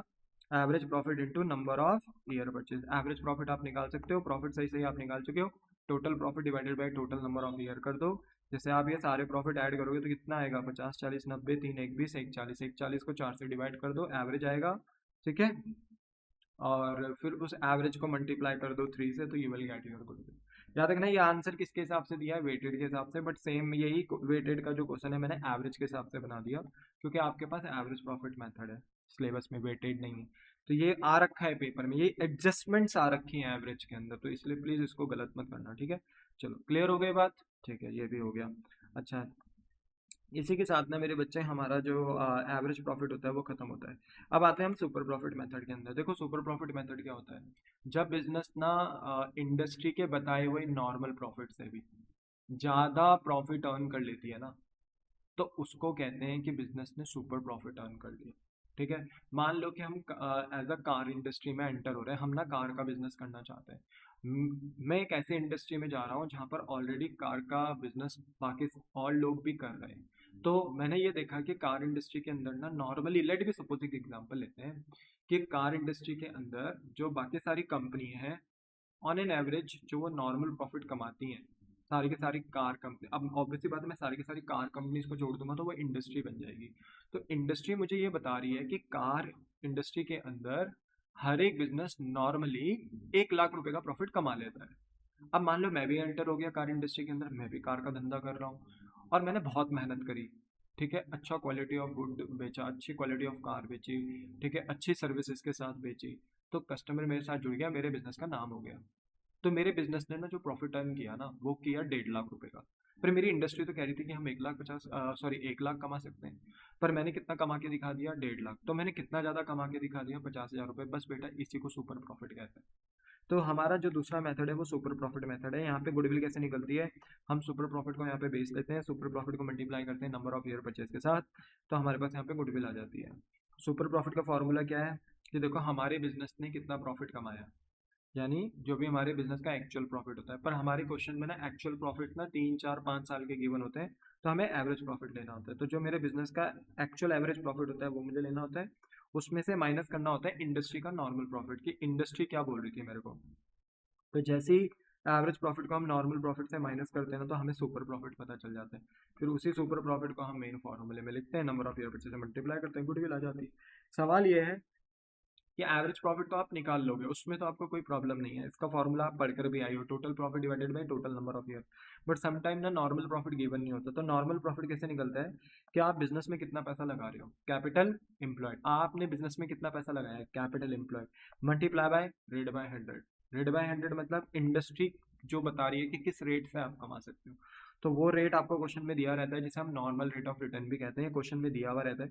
तो ये इस बात पे निर्भर करता है नॉर्मल प्रॉफिट कि हम बिजनेस में पैसा कितना लगा रहे हैं, कैपिटल एम्प्लॉयड, मल्टीप्लाई बाय हमारी इंडस्ट्री क्या बोल रही है कि हम ऑन एन नॉर्मल कितना रेट ऑफ प्रॉफिट कमा सकते हैं। तो उस रेट को जैसे हम अपने कैपिटल एम्प्लॉयड से मल्टीप्लाई करते हैं तो हमें नॉर्मल प्रॉफिट पता चल जाता है। अच्छा, कभी कभी ना हमें कैपिटल एम्प्लॉयड भी गिवन नहीं होता, तो कैपिटल एम्प्लॉयड का फॉर्मूला क्या होता है, देखो टोटल एसेट, कि बिजनेस में कितने टोटल एसेट लगे हुए हैं। अच्छा, कौन से एसेट नहीं लेने हैं while we calculating total asset, पहली बात कोई फिक्टिशियस एसेट नहीं लेना। फिक्टिशियस एसेट ऐसे एसेट होते हैं जो झूठ मूठ के एसेट होते हैं, जनरली ये लॉस होते हैं, जैसे पीएनएल का debit balance, preliminary expense, deferred advertisement expense. PNL का डेबिट बैलेंस मतलब होता है बेटा कि आपका ना पास्ट ईयर से ना लॉस इकट्ठा होकर आ रखा है, पास्ट ईयर से आप लॉस कमा रहे हो, करंट ईयर में आपने लॉस कमाया होगा, इसकी वजह से बेटा क्या हो गया, आपका जो पीएनएल अकाउंट में जो लॉस है वो इकट्ठा हो चुका है। तो पीएनएल अकाउंट का डेबिट बैलेंस कहाँ दिखाओगे वो लॉस, तो आपने एसेट साइड दिखा दिया मीनवाइल, क्योंकि आपको लगता है कि एज अ बिजनेस अगर हम इस लॉस को खत्म ना कर पाए तो हमारे मालिक, हमारे ओनर, हमारे पार्टनर इसे खत्म करेंगे। तो इसलिए आप पीएनएल के डेबिट बैलेंस को यानी लॉस को अपना एसेट साइड दिखा दो, but they are not asset. Preliminary expense, अगर बिजनेस स्टार्ट करने से पहले अगर आपने कुछ खर्चे करे हैं तो that is not as expense, but आप उस टाइम पे इन्हें राइट ऑफ नहीं कर पाए थे क्योंकि आप कोई प्रॉफिट अर्न नहीं करे थे, क्योंकि आप बिजनेस स्टार्ट ही नहीं कर पाए थे तब तक। पर आज आपका बिजनेस स्टार्ट हो चुका है, बट ये एक्सपेंस इतने ज़्यादा हैवी हैं कि आप इन्हें एकदम से खत्म नहीं कर पा रहे हो, इसलिए आपने प्रीलिमिनरी एक्सपेंस को कहाँ दिखा दिया, एसेट साइड दिखा दिया कि इसे राइट ऑफ करना बाकी है, बट ये कोई एसेट नहीं है आपके। दूसरी बात, डेफर्ड एडवर्टाइजमेंट एक्सपेंस, मैं अभी सब समझाऊंगा, बस अभी मुंह जुबानी बोल रहा हूँ। डेफर्ड एडवर्टाइजमेंट एक्सपेंस, आपने ना बेटा एडवर्टाइजमेंट करवाया, ठीक है, किसी सेलिब्रिटी को हायर किया, इन्फ्लुएंसर को हायर किया, प्रमोशनल एक्टिविटीज करी, उसमें आपका बहुत मोटा पैसा लग गया, खर्चा हो गया, हैवी एक्सपेंडिचर हो गया, तो आप ना उस एक्सपेंस को राइट ऑफ नहीं कर पाए अपने पीएनएल अकाउंट पे, खत्म नहीं कर पाए, तो मीनवाइल आपने उसे कहाँ दिखा दिया, बैलेंस शीट के एसेट साइड। तो वही है कि ये सब फिक्टिशियस एसेट होते हैं, पीएनएल का डेबिट बैलेंस, प्रीलिमिनरी एक्सपेंस और डेबिट एडवर्टाइजमेंट एक्सपेंस, तो फिक्टिशियस एसेट है, तो इनको कंसीडर नहीं करना। और कोई परचेज गुडविल है बैलेंस शीट के अंदर, अगर कोई ऑलरेडी गुडविल दिख रही है तो उस गुडविल को भी कंसिडर नहीं करना है, क्योंकि आप ऑलरेडी अपनी फर्म की गुडविल निकाल रहे हो। तो किसी दूसरे बिजनेस की अगर आपने गुडविल एक्वायर कर रखी है जिसको आपने बैलेंस शीट के एसेट साइड दिखा रखा है, तो आप उसको भी यहाँ पर शो नहीं कर सकते हो, इंक्लूड नहीं कर सकते हो जब आप टोटल एसेट निकाल रहे हो। तो जब आप अपने फर्म की गुडविल निकाल रहे हो तो किसी बाहर दूसरे बिजनेस की गुडविल को, जिसको आपने एक्वायर भले ही किया है, उसको आप कंसिडर नहीं करते, ठीक है। तो परचेज गुडविल को भी हम कंसिडर नहीं करते, ये परचेज गुडविल है जो मैंने यहाँ पे लिखी है, ठीक है। तो फिक्टिशियस एसेट और गुडविल को हम कंसिडर नहीं करते। बाकी जितने एसेट्स हैं वो आप ले सकते हो, उसमें से माइनस करा दें अगर हम एक्सटर्नल करंट लाइबिलिटीज, क्या माइनस करा दें, एक्सटर्नल करंट लाइबिलिटीज, तो we will get capital employed. But capital employed कभी कभी टोटल एसेट और एक्सटर्नल लाइबिलिटी के थ्रू नहीं निकलता है, इसका दूसरा भी फॉर्मूला होता है कि पार्टनर्स कैपिटल, मालिकों ने कितना पैसा लगाया, या बिजनेस में कितने प्रॉफिट्स और रिजर्व्स अवेलेबल हैं, और बिजनेस ने जो लोन्स वगैरह ले रखे हैं बैंक से वो क्या है, यानी नॉन करंट लाइबिलिटी। तो अगर हम इनको ऐड कर दें, नॉन करंट लाइबिलिटी समझते हो ना, ऐसी लाइबिलिटीज जिनको हम 1 साल से ऊपर जाकर पे करेंगे, नॉन करंट लाइबिलिटीज। जनरली ये बैंक लोन्स वगैरह होते हैं, ठीक है। तो बैंक से लिया हुआ लोन, ठीक है, तो ये भी आपने बिजनेस में लगा रखा है, प्रॉफिट रिजर्व भी बिजनेस में लगे हैं, पार्टनर्स का कैपिटल भी बिजनेस में लगा है, that is known as capital employed. तो आप या तो partners capital, profit reserve, non current liability को ऐड कर कैपिटल एम्प्लॉयड निकाल दीजिए, या total asset minus external liabilities करके आप अपनी कैपिटल एम्प्लॉयड निकाल दीजिए। पर मेक श्योर कि जब आप टोटल एसेट लो तो कोई फिक्टिशियस एसेट और गुडविल नहीं लेना है, ठीक है। बोलो। अच्छा, कैपिटल एम्प्लॉयड का अच्छे से समझ पाओ तो यहाँ पे मैंने बैलेंस शीट के थ्रू भी समझाया है तो वैसे रिवीजन क्लास पर आप देख लो। लाइबिलिटी साइड में देखो पार्टनर्स कैपिटल दिया है, ए बी की कैपिटल जो भी होगी टोटल करके बाहर, प्रॉफिट रिजर्व जो भी है वो आपने यहाँ पर लिख दिए। Liability side non current liabilities mention है और करंट लाइबिलिटीज मेंशन है, ठीक है। नॉन करंट मतलब ऐसी लाइबिलिटी 1 साल के बाद जिन्हें खत्म करोगे, करंट लाइबिलिटी ऐसी लाइबिलिटी है जिनको आप विद इन अ ईयर पे ऑफ कर दोगे, विद इन अ ईयर खत्म कर दोगे, ठीक है। अच्छा, एसेट साइड आपके पास 2 एसेट्स हैं, नॉन करंट एसेट और करंट एसेट्स, इन सबको जोड़कर हमारा लाइबिलिटी का टोटल आता है, एसेट का टोटल आता है। देखो, प्रॉफिट एंड रिजर्व, ये बात ध्यान से सुनना क्योंकि जो चैप्टर 3 का मैं जो रिवीजन कराऊंगा अगली क्लास में, change in PSR, admission, retirement, death, अगले जो चैप्टर्स होने हैं वहाँ पर मेरे बच्चे याद रखना, बैलेंस शीट में लाइबिलिटी साइड आपको प्रॉफिट नजर आता है। वो प्रॉफिट के नाम क्या होते हैं, पीएनएल अकाउंट का credit balance, general reserve, workman compensation reserve, investment fluctuation reserve, ये सारे प्रॉफिट के ही कैटेगरीज हैं। तो इनको हम, मैंने यहाँ पे शॉर्ट में लिखा है प्रॉफिट एंड रिजर्व, बट आपको इन नामों से ये यहाँ पर दिखाई दे सकते हैं, ठीक है। अच्छा, total assets non current asset और करंट एसेट से मिलकर बनता है, पर टोटल एसेट के अंदर हमें क्या नहीं लेना जब हम गुडविल निकालेंगे, एक तो परचेज गुडविल और एक फिक्टिस एसेट हमें नहीं लेना। फिक्टिस एसेट कौन कौन से हैं, पीएनएल अकाउंट का debit balance, preliminary expense, deferred advertisement expense, ये हमें कंसिडर नहीं करना।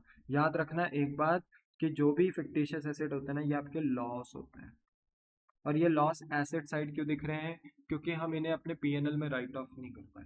और पार्टनरशिप हमको ऐसा लगता है कि अगर हम राइट ऑफ नहीं कर पाए तो कोई बात नहीं, वक्त पड़ने पे हमारे ओनर भी इसे झेल सकते हैं। तो लॉसेज आपको एसेट साइड दिखते हैं, पर जो लाइबिलिटीज होती है, जो प्रॉफिट्स होते हैं ना, वो आपको एसेट साइड नहीं लाइबिलिटी साइड दिखती है। क्यों, ये प्रॉफिट ना बेटा बिजनेस को ओनर के बीच में बांट देने चाहिए थे, बट ये बटे नहीं है, ये किसी न किसी वजह से बिजनेस ने अपने पास रखे, पर ये इन पे जो हक है ना वो बिजनेस का नहीं, हक किनका है इनमें, मालिक का। ये मालिक की दया दृष्टि से ही तो बिजनेस के पास है, अगर मालिक ये प्रॉफिट ले लेते तो क्या ये बिजनेस के पास बचता नहीं। तो इसलिए जो भी प्रॉफिट्स होते हैं वो लाइबिलिटी साइड दिखते हैं, और जो भी लॉसेज होते हैं वो आपको एसेट साइड दिखते हैं। बोलो क्या आपको बात समझ में आ गई, द आंसर इज यस। अब देखो, अगर आप पार्टनर्स की कैपिटल, प्रॉफिट रिजर्व्स, जो भी ये प्रॉफिट्स हैं और जो भी नॉन करंट लाइबिलिटीज है, अगर आप इन्हें ऐड करते हो तो कैपिटल एम्प्लॉयड आता है। पर दूसरा रास्ता ये है कि अगर ये मेंशन नहीं है आपके पास, partners capital, profit reserve and non current liability, तो आप नॉन करंट एसेट और करंट एसेट को ऐड करिए, ठीक है, और उसमें से माइनस कर दीजिए करंट लाइबिलिटीज को। तो देखो, नॉन करंट एसेट और करंट एसेट से टोटल एसेट आता है, जो टोटल एसेट होती है वही टोटल लाइबिलिटी, बैलेंस शीट का रूल होता है बोथ साइड इक्वल होता है ना, तो जो टोटल एसेट का टोटल होगा वही लाइबिलिटीज का टोटल होगा, और टोटल लाइबिलिटीज में से करंट लाइबिलिटी अगर आप घटा दो तो आपके पास यही पोर्शन आ जाएगा। तो इसलिए आपके पास एक फॉर्मूला और बन गया कैपिटल एम्प्लॉयड का, non current asset plus current asset minus current liability, ठीक है। तो यही वाला फॉर्मूला यहाँ पर ये है, ठीक है। क्लियर हो गई बात? तो बताओ गुडविल का फॉर्मूला क्या है? Super profit into number of year purchase. Super profit का फॉर्मूला क्या है? Average profit minus normal profit. Normal profit का formula capital employed into rate upon 100। Capital employed का फॉर्मूला क्या है? टोटल एसेट, बट क्या नहीं लेना टोटल एसेट के अंदर? एक तो फिक्टिशियस एसेट नहीं लेने और गुडविल नहीं लेनी, ठीक है, माइनस एक्सटर्नल लायबिलिटी, तो you will get capital employed. या कैपिटल एम्प्लॉयड का दूसरा फॉर्मूला क्या है? पार्टनर्स का कैपिटल, जो भी पार्टनर्स के कैपिटल दिए हैं, reserve and profits and reserve, जो भी प्रॉफिट्स वगैरह है, और उसमें प्लस करें नॉन करेंट लायबिलिटी, तो you will get your capital employed. अब इसके क्वेश्चंस देखें। सबसे पहला है, ये देख लो क्वेश्चन देख लो, गुप्ता बॉस, ठीक है, Gupta boss firm, Gupta boss की अपनी एक फर्म है, ठीक है, ये दो पार्टनर हैं, and in which they had invested 15,000, और इन्होंने अपने बिजनेस में कितने रुपए लगा रखे? 50,000 रुपए। एक तरीके से ये कैपिटल एम्प्लॉयड दे दी भाई, 50,000 रुपए लगा रखे तो यही कैपिटल एम्प्लॉयड है। ऑन एन एवरेज प्रॉफिट्स वर 16,000, ठीक है, ऑन एन एवरेज बिजनेस का प्रॉफिट कितना है? 16,000 है। तो यहाँ पर बिजनेस का ना एवरेज प्रॉफिट मेंशन दे रखा है, आपको निकालने की भी जरूरत नहीं है, यहाँ पे बिजनेस का प्रॉफिट मेंशन है। The usual rate of earning in the industry is 15%। और यहाँ पे जो इंडस्ट्री का जो अर्निंग है ना, जो इंडस्ट्री का जो प्रॉफिट कमाने का जो नॉर्मल रेट ऑफ रिटर्न है, वो कितना है? 15% है, ठीक है। तो यहाँ पर ध्यान रखना है, कैपिटल एम्प्लॉयड भी गिवन है, एवरेज प्रॉफिट भी गिवन है 16,000, नॉर्मल रेट ऑफ रिटर्न भी दे रखा है 15%, और कह रहे हैं गुडविल को वैल्यूड करना है at a 4 year purchase. Number of year purchase कितना है? 4। और कह रहे हैं कि ये नंबर ऑफ ईयर परचेज किस पे लगाना है?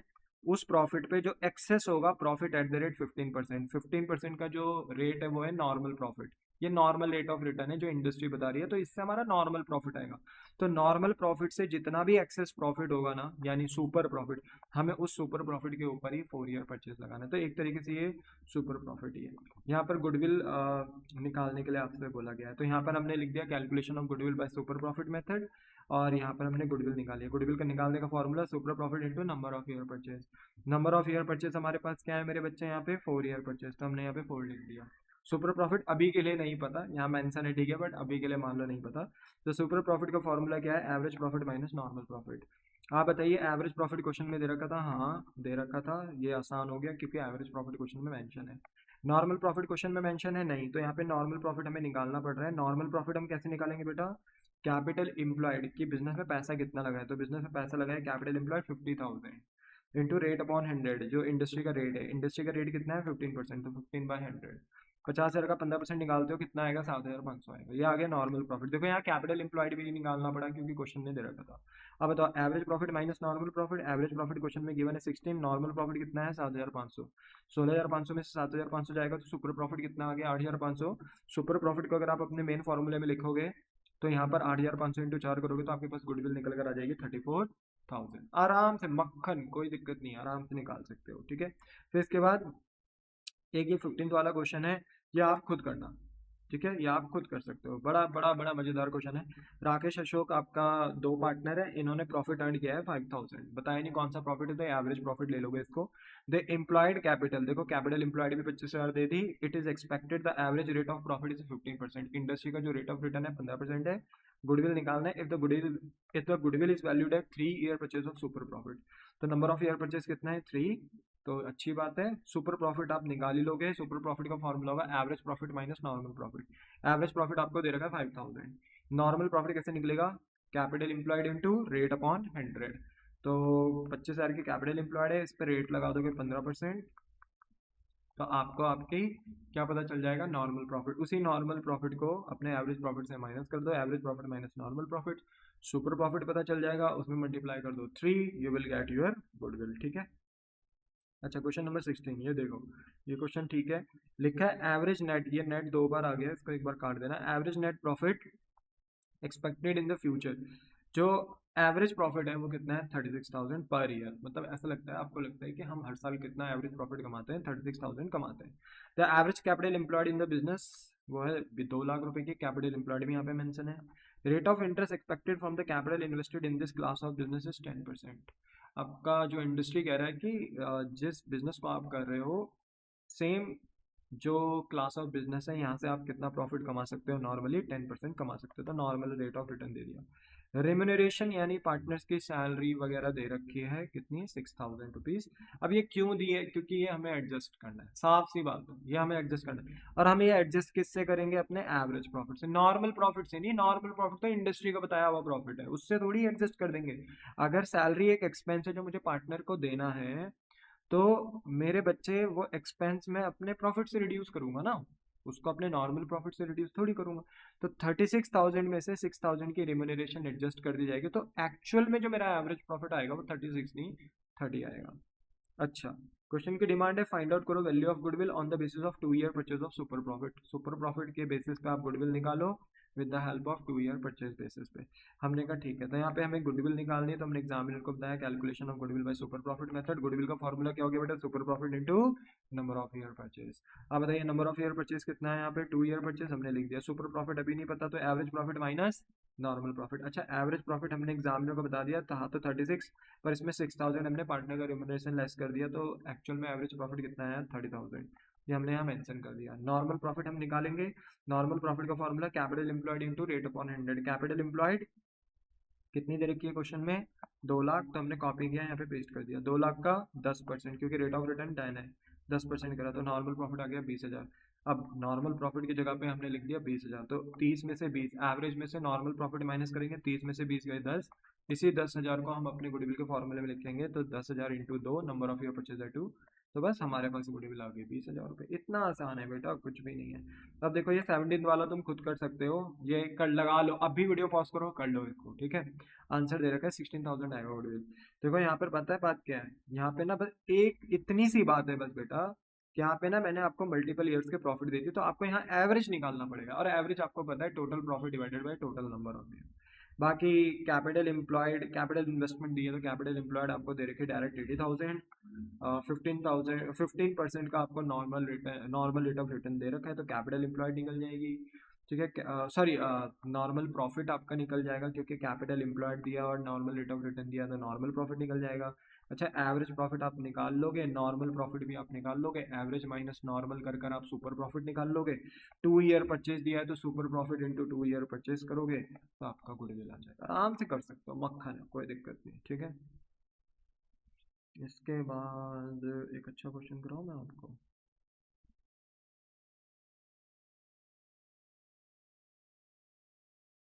चलो ये 20 वाला देख लो।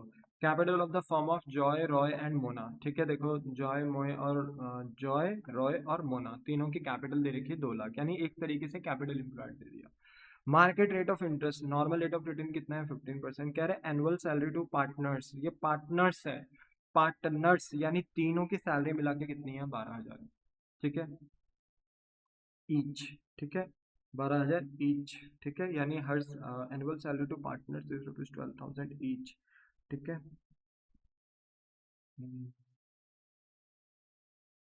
तो देखो यहाँ पे ना लिखा है, देखो सैलरी टू पार्टनर्स 12,000 ईच लिख दिया, तो हम ये मान लेंगे, देखो ईच लिख दिया है ना, भले ये पार्टनर्स ऐसे यहाँ पे इन्वर्टेड कॉमा लगना चाहिए, तो थोड़ा सा यहाँ पे लैंग्वेज मिस्टेक है बेटा, ये एक पार्टनर की है, तो मतलब हर पार्टनर की जो सैलरी है वो ईच में लिखी गई है, तो यानी हर पार्टनर की सैलरी 12-12 हज़ार है। तो तीनों पार्टनर के मिला के कितनी होगी, 12,000 इंटू 3 कर दो, 36,000 होगी, ठीक है। तो तीनों पार्टनर की 36,000 की सैलरी होगी। कह रहे profit for the last 3 years were 60,000, 72,000 और 84,000, और पिछले 3 साल का जो प्रॉफिट है ना, वो कितना है, 60,000, 72,000 और 84,000 रुपये।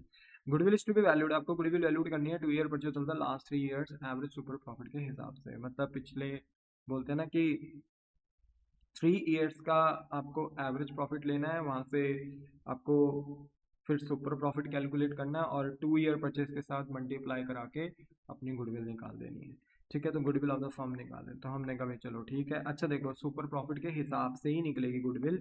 गुडविल का फॉर्मूला क्या है, super profit into number of year purchase. Super profit बताइए, पता है आपको नहीं, पर नंबर ऑफ ईयर परचेज कितना गिवन है, 2। अच्छा, सुपर प्रॉफिट का फॉर्मूला क्या है, average profit minus normal profit, ठीक है। अच्छा देखो, एवरेज प्रॉफिट आप निकालोगे, देखो एवरेज प्रॉफिट निकालने के दो रास्ते हैं, या तो आप बताओ हर एक पार्टनर की सैलरी 12,000 रुपये है, ठीक है, तो तीनों पार्टनर की मिला के कितनी हो गई, 36, 12,000 इंटू 3 करोगे तो 36 आएगा। तो या तो आप एक काम करो, हर प्रॉफिट में से, क्योंकि हर साल की सैलरी है तीनों पार्टनर की 36, 12,000 एक की है, तो तीनों की 36 हो गई, तो ये हर साल है। तो आप ना हर साल के प्रॉफिट में से 36 36 36 लेस कर दो, जो प्रॉफिट आएगा वो एक्चुअल प्रॉफिट होगा, उसको ऐड करो, टोटल प्रॉफिट करो, डिवाइडेड बाय 3 करो, you will get average profit. या आप ऐसा कर सकते हो कि आप ना इन तीनों का जो प्रॉफिट है पहले ऐड कर दो, ठीक है, और एवरेज प्रॉफिट निकाल लो यहाँ से, ठीक है, और फिर उस एवरेज प्रॉफिट में से माइनस कर दो 36,000 की सैलरी। तो सर ये तो 1 साल की है ना, और ये प्रॉफिट तो 3 साल की, तो हमने 3 साल का एवरेज निकाल लिया ना। सिंगल एवरेज प्रॉफिट 1 साल को रिप्रेजेंट करता है, तो हमने तीनों प्रॉफिट्स का पहले तो एवरेज निकाल लिया और फिर उसमें से ऑन एन एवरेज सैलरी भी लेस कर दी। तो या तो आप ये कर लो कि प्रॉफिट में से पहले सैलरी लेस कर दो 36 फिर आपका प्रॉफिट आ जाएगा एक्चुअल, और उसका एवरेज निकाल लो, या आप इन्हीं प्रॉफिट्स का एवरेज निकाल कर सीधा सीधा 36,000 यहाँ से माइनस कर दो, वो भी आप कर सकते हो। ठीक है, तो मैंने क्या करा है, देखो मैंने सुपर प्रॉफिट का फॉर्मूला लिखा है average profit minus normal profit. पहले मैंने एवरेज प्रॉफिट निकाल दिया नॉर्मली, तीनों ईयर्स को टोटल किया और divided by total number of year किया, मैंने एवरेज प्रॉफिट निकाल दिया 72। तो ये 1 साल का ऑन एन एवरेज प्रॉफिट आ गया, और 1 साल का ऑन एन एवरेज सैलरी कितना है तीनों का, 36,000, तो वो लेस कर दिया, तो मेरे पास कहीं ना कहीं एक्चुअल एवरेज प्रॉफिट कितना आ गया, 36। तो आप ऐसे कर सकते हो। और अगर आप ऐसे करते देखो, करके दिखाई देता हूँ मैं आपको, कि एक का 60, 1 साल में 60,000 का प्रॉफिट था, एक में 72,000 का प्रॉफिट था, और एक में 84,000 का प्रॉफिट था। और अगर आप सब में से 36 की सैलरी लेस करते, मान लो एडजस्ट करते हो, तो ये आएगा आपके पास 60,000 माइनस 36, तो आएगा 24,000। ये आएगा 72,000 माइनस 36, ये आएगा 36 ही आएगा ये तो, और 84 में से माइनस करेंगे 36, तो ये आएगा 48। तो या तो आप इन तीनों को ऐड कर दो अब, ठीक है, तीनों को ऐड कर दो, तो 24,000 प्लस 36,000 प्लस 48, तो ये आ गया अब आपके पास, ये एक्चुअल प्रॉफिट आया। इनको ऐड करोगे तो टोटल प्रॉफिट आएगा 1,08,000, और अगर आप इसे 3 से डिवाइड करोगे ना, ये आएगा 36। तो आप ऐसे भी कर सकते हो और ऐसे भी कर सकते हो, ठीक है, बोलो बात समझ में आ गई आपको। तो पहले तो मैंने क्या करा कि मैंने सैलरी एडजस्ट नहीं करी, मैंने सीधा प्रॉफिट्स का एवरेज निकाला, जो कि आया 72, और उसमें से मैंने ऑन एन एवरेज तीनों पार्टनर की जो सैलरी थी 36,000 वो लेस करी, तो यहाँ पर हमारा भी एवरेज प्रॉफिट कितना है 36। आप ऐसे करो या आप ऐसे करो, बातें की है, ठीक है। चलो, ये आ गया, तो एवरेज प्रॉफिट हमें पता चल गया 36। अच्छा, नॉर्मल प्रॉफिट मेरे बच्चे, नॉर्मल प्रॉफिट हम कैसे निकालेंगे, कैपिटल एम्प्लॉयड कितनी है 2 लाख, रेट ऑफ रिटर्न कितना है 15%। तो देखो नॉर्मल प्रॉफिट निकाला, capital employed into rate upon 100, 2 lakh का 15% कितना आएगा 30,000। अब देखो एवरेज प्रॉफिट 36 आया, नॉर्मल प्रॉफिट 30,000 आया, ठीक है, 36 में से 30 गया, सुपर प्रॉफिट कितना आ गया 6,000। मेन फॉर्मूले में पुट किया आप गुडविल का फॉर्मूला था super profit into number of year purchase. Super profit हम निकाल चुके हैं 6,000, number of year purchase question में गिवन था 2, फर्म की गुडविल आ गई 12,000, खत्म, ये भी हो गया सॉल्व, ठीक है। तो देखो इजी इजी क्वेश्चन हैं, कोई इतनी बड़ी बात नहीं है। अच्छा देखो, ये देख लो 21 वाला भी देख लो, 1 अप्रैल 2016 को फर्म के पास एसेट्स पड़े हैं 75,000 के इंक्लूडिंग कैश। तो ठीक है, अच्छी बात है, अगर 75,000 के अंदर कैश भी इंक्लूड है तो कैश तो हमारा एसेट ही होता है, तो हमारे पास टोटल एसेट है 75,000 का, ठीक है। क्रेडिटर्स हमारे पास है 5,000 रुपए के, ठीक है। क्रेडिटर्स क्या होती हैं आपकी एक्सटर्नल लाइबिलिटीज, क्रेडिटर्स क्या होती हैं आपके एक्सटर्नल लाइबिलिटीज। तो टोटल एसेट्स भी दिए हैं, ठीक है, टोटल एसेट्स भी दिए हैं, और कंफ्यूज करने के लिए लिखा है इंक्लूडिंग कैश, भाई कैश तो एसेट है। हाँ, तुम लिखते हैं इंक्लूडिंग गुडविल, तो गुडविल हम एक्सक्लूड करते हैं, परचेज गुडविल। तुम लिखते हैं फिक्टिशियस एसेट लाइक पीएनएल का debit balance, preliminary expense, debit advertisement expense, तो मैं उन्हें हटाता, क्योंकि उनको मैं कंसिडर नहीं करता, मैंने बताया था ना, फिक्टिशियस एसेट को और परचेज गुडविल को हम कंसिडर नहीं करते, उन्हें हटाता। कैश को क्यों हटाऊंगा, कैश अगर इसके अंदर इंक्लूड है तो अच्छी बात है, वो तो एसेट है। अच्छा, तो टोटल एसेट्स भी दिए हैं और क्रेडिटर एक्सटर्नल लाइबिलिटी भी दी है, तो 75 में से 5,000 जाएगा तो 70,000 का कैपिटल एम्प्लॉयड आ जाएगा। अच्छा, फिर कह रहे फर्म के पास ना रिजर्व भी है 10,000 के, और while partners capital account showed a balance of 60,000। तो आपको पता है पार्टनर्स कैपिटल और प्रॉफिट एंड रिजर्व, अगर इनको मैं ऐड कर दूं, पार्टनर्स की कैपिटल कितनी दे रखी है 60,000, रिजर्व कितने दे रखे हैं 10।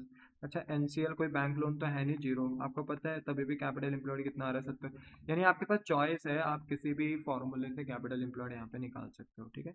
नॉर्मल रेट ऑफ रिटर्न कितना है 20%। अच्छा, goodwill of the firm is valued at 24,000 at 4 year purchase of super profit. अच्छा, यहाँ पे देखो फर्म की गुडविल दे रखी है 24,000। अभी तक ना हम फर्म की गुडविल निकालते हुए आ रहे थे, यहाँ पर ना हमें दे रखी देखो फर्म की गुडविल, और नंबर ऑफ ईयर परचेज भी दे रखा है 4। पर यहाँ पर पता है हमसे पूछा गया है, हमें यहाँ से पूछा है एवरेज प्रॉफिट निकालो। क्या निकालो? उल्टा मतलब बोल दिया। यहाँ गुडविल दे रखी है और सुपर प्रॉफिट बेसिस पे 4 ईयर परचेज गिवन है, और कहा है कि एवरेज प्रॉफिट निकाल कर दिखाओ। अब हमें चाहिए गुडविल, अब हमें एवरेज प्रॉफिट चाहिए। हमने कहा चलो ठीक है। तो यहाँ पे हमने गुडविल का फॉर्मूला लिखा। गुडविल का फॉर्मूला क्या है? Super profit into number of year purchase. अच्छा देखो, गुडविल ना इन्होंने हमें गिवन कर रखी है। गुडविल कितनी है हमारे पास? 24,000, ये गुडविल दे रखी है। ठीक है, ऐसे भी क्वेश्चन आ सकते हैं। अच्छा, सुपर प्रॉफिट रहने दो, ये नहीं पता अभी हमें। नंबर ऑफ ईयर परचेज हमें गिवन है कितना है? 4 ईयर परचेज। देखा ना, 4 ईयर परचेज, तो 4 लिख दिया। अच्छा, ये 4 मल्टीप्लाई में अपोजिट साइड में जाएगा तो डिवाइड में चला जाएगा। ठीक है, सुपर प्रॉफिट कितना निकल कर आ जाएगा? 6,000। 4 से 24 को काटोगे तो 6,000 टाइम आएगा, तो सुपर प्रॉफिट आ गया 6,000। अब बताइए सुपर प्रॉफिट का फॉर्मूला क्या होता है? Average profit minus normal profit. Super profit कितना है? 6,000। अच्छा, एवरेज प्रॉफिट हमें निकालना, हमने एज इट इज रखा। नॉर्मल प्रॉफिट निकालने का फॉर्मूला क्या है? Capital employed into rate upon 100। अच्छा, कैपिटल एम्प्लॉयड कहीं से भी निकाल लो, total asset minus external liability या पार्टनर्स कैपिटल प्लस रिजर्व, कैसे भी निकाल लो, आना वो 70 ही है। मैंने अभी बता भी दिया था आपको, आना वो 70 ही है। कर लो कैसे भी, ठीक है, कैसे भी कर लो। तो मैंने देखो दोनों से निकाल कर दिखाया, एग्जाम में एक से ही करना, ठीक है, स्टाइल मारने की ज़्यादा जरूरत नहीं है। तो 70 आ गया। ठीक है, तो 70 आ गया। कैपिटल एम्प्लॉयड 70 है। रेट बताइए, रेट क्या है? इंडस्ट्री क्या बोल रही थी? रेट कितना है? 20%। तो हमने 20% अप्लाई किया। 70,000 का 20% कितना हो गया? Normal profit 14,000। तो आ गया ना 14,000 नॉर्मल प्रॉफिट। अब ये नॉर्मल प्रॉफिट यहाँ माइनस का अपोजिट साइड में जाएगा तो प्लस का हो जाएगा। 14 प्लस 6 करोगे तो 20 आ जाएगा। एवरेज प्रॉफिट आ। ठीक है, बस ये तो पूछा था उसने, एवरेज प्रॉफिट क्या है, खत्म। बताओ टफ है क्या? नहीं सर, इजी है, इजी इजी चीजी। अच्छा, उसके बाद average profit earned by the firm. Average profit कितना है? 1 lakh, which include under valuation of stock. अच्छा, स्टॉक का मतलब क्या है? यहाँ पे बताया नहीं, ओपनिंग क्लोजिंग, तो ये क्लोजिंग ही मानते हैं, जब ना बताएं तो क्लोजिंग। अब देखो क्लोजिंग स्टॉक मैंने अभी भी बताया था आपको कि क्लोजिंग स्टॉक ना मेरे ओपनिंग स्टॉक और परचेस को डाउन करता है, यानी एक्सपेंसेस को डाउन करता है। तो वो एक तरीके से इनकम को इंक्रीज करता है। एक्सपेंस डाउन होगा तो इनकम बढ़ेगी, इसलिए क्लोजिंग स्टॉक इनकम का प्रतीक माना जाता है कि ये इनकम को इंक्रीज करता है। हालांकि क्लोजिंग स्टॉक एसेट होता है हमारा, पर ये ट्रेडिंग अकाउंट से ओपनिंग स्टॉक और परचेस से बाहर निकलता है, एक्सपेंस को रिड्यूस करता है। तो इसलिए क्लोजिंग स्टॉक ट्रेडिंग में इनकम को बढ़ा देता है, प्रॉफिट को बढ़ा देता है। अब आपने करा क्या? आपने ना स्टॉक को अंडर वैल्यूड कर दिया 40,000 रुपए से, यानी आपने अपने क्लोजिंग स्टॉक को 40,000 रुपए से कम दिखाया। अगर आपने अपने क्लोजिंग स्टॉक को 40,000 रुपए से कम दिखाया है, तो आपकी इनकम भी 40,000 रुपए से क्या हो गई होगी? कम, जिसका इम्पैक्ट आपके प्रॉफिट पे भी बड़ा होगा। आपका प्रॉफिट भी 40,000 से कम हो गया होगा। क्या वो होना चाहिए था? नहीं। तो आप क्या करेंगे? इसको वापस ऐड बैक करेंगे। ठीक है, तो बात समझ में आई? The capital invested in the business is 6,30,000 and the normal rate of return। तो देखो आपका जो एवरेज प्रॉफिट है ना यहाँ, वो 1 लाख नहीं है, याद रखना। जब आप यहाँ पर एवरेज प्रॉफिट निकालेंगे तो आप अपना एवरेज प्रॉफिट एडजस्ट कर लेंगे। आप एवरेज प्रॉफिट लिखेंगे कि 1 लाख है, पर हम इसमें 40,000 ऐड कर रहे हैं क्योंकि हमने अपने क्लोजिंग स्टॉक को डाउन कर दिया था, हमने अपनी इनकम को, क्रेडिट साइड को कम कर दिया था, प्रॉफिट को कम कर दिया था। अब हम प्रॉफिट को बढ़ाएंगे क्योंकि हमसे गलती हो गई थी, तो 40,000 लिख भी देंगे। अंडर वैल्यूएशन कर दिया था हमने, अंडर वैल्यूएशन ऑफ स्टॉक। तो आप बताइए आपका एवरेज प्रॉफिट ठीक करने के बाद कितना आएगा? 140। ठीक है, बाकी तो एवरेज निकल गया। Capital invested in the business यानी कैपिटल एम्प्लॉयड दे रखी है, नॉर्मल रेट ऑफ रिटर्न भी दे रखा है। आराम से मेरे बच्चे यहाँ से क्या निकल जाएगा? Normal profit. एवरेज प्रॉफिट आप निकाल चुके हो 140, एवरेज माइनस नॉर्मल करोगे तो आएगा सुपर। सुपर में आप मल्टीप्लाई करोगे नंबर ऑफ ईयर परचेज, और नंबर ऑफ ईयर परचेज दिया है 5 टाइम्स। याद रखना, नंबर ऑफ ईयर परचेज को ये टाइम्स में भी बोल देते हैं, क्योंकि जो नंबर ऑफ ईयर परचेज होता है ना बेटा, वो मल्टीप्लाई होता है। तो टाइम्स बोलो या नंबर ऑफ ईयर परचेज बोलो, वो मल्टीप्लाई। टाइम्स का मतलब होता है गुना, कितना गुना। तो मल्टीप्लाई करो, तो मल्टीप्लाई करते हैं नंबर ऑफ ईयर परचेज को, तो some time number of year की जगह पे वो टाइम्स में भी बोल देता है। तो 5 times number of year purchase है, सुपर प्रॉफिट में फिर अपना नंबर ऑफ ईयर परचेज यानी 5 टाइम्स मल्टीप्लाई करना, आपको अपनी क्या पता चल जाएगी? गुडविल। तो ये है कि तुम लगा सकते हो, इजी क्वेश्चन है। ठीक है, और देखो मैंने यहाँ पे ना हिंट भी दी है, इट डिक्रीज प्रॉफिट अननेसेसरी। ठीक है, तो it will be added back. तो देखो हमने एवरेज प्रॉफिट में इस अंडर वैल्यूएशन स्टॉक को ऐड किया। ठीक है, एग्जाम में नहीं होती है इंट, याद रखना, ये तुम्हें पढ़ना है, मेहनत करनी है, ठीक है। फिर इसके बाद 2023 कह रहा हूँ, देख रहे हो तुम, ज़्यादा पढ़ लेते हैं ना, यही होता है। तो क्वेश्चन नंबर 23, ठीक है। देखो क्वेश्चन नंबर 23 में क्या लिखा है, सेम वही क्वेश्चन है यार, बस यहाँ पे ना ओवर वैल्यूएशन हो चुका है स्टॉक का। ओवर वैल्यूएशन समझ रहे हो आप? मैंने ना अपना क्लोजिंग स्टॉक ज़्यादा दिखा दिया। अब क्लोजिंग स्टॉक ज़्यादा दिखा दिया तो इनकम ज़्यादा दिखा दी, इनकम ज़्यादा दिखा दी तो प्रॉफिट ज़्यादा हो गया, जो कि होना नहीं चाहिए। तो यहाँ एवरेज प्रॉफिट कितना है, 7,50,000। तो देखो मैंने यहाँ पे ना, देखो एवरेज प्रॉफिट निकाला होगा, 7,50,000 में मैंने माइनस कर दिया 30, क्योंकि मैंने ज़्यादा क्लोजिंग स्टॉक दिखा दिया था ना, ज़्यादा इनकम दिखा दी थी, प्रॉफिट ज़्यादा बढ़ गया था, तो अब सही कर रहा हूँ तो माइनस कर दिया 30। तो एक्चुअल एवरेज प्रॉफिट 720 आ गया। देखो एवरेज प्रॉफिट पता है, बाकी capital invested in the business यानी कैपिटल एम्प्लॉयड दिया 42 lakh, normal rate of return दिया 15%। तो capital employed into rate upon 100 करके 42 लाख इंटू 15/100 करके मैंने अपना निकाल लिया नॉर्मल प्रॉफिट, जो कि 6,30,000 आया। 7,20,000 में से माइनस करेंगे 6,30,000, तो सुपर प्रॉफिट आया 90,000। सुपर प्रॉफिट की जगह पे हमने सुपर प्रॉफिट लिखा, गुडविल के फॉर्मूले में 90, नंबर ऑफ ईयर परचेज कितना था 3 टाइम्स, मल्टीप्लाई करा 3 से तो 2,70,000 आ गया। देखो कितना आसान है, 90 इंटू 3 करोगे तो 2,70,000 आता है, ठीक है। मैं इतनी उम्मीद लगाता हूँ प्लस माइनस मल्टीप्लाई डिवाइड करना आपको आता होगा, ठीक है। अगर नहीं आता है तो फिर क्लास 12th में हो क्यों? मुझे तो ये बोलते ना कि सुनकर देखकर दुख होता है, अगर ऐसा कोई बच्चा जिसे प्लस माइनस भी नहीं आ रहा है, ठीक है।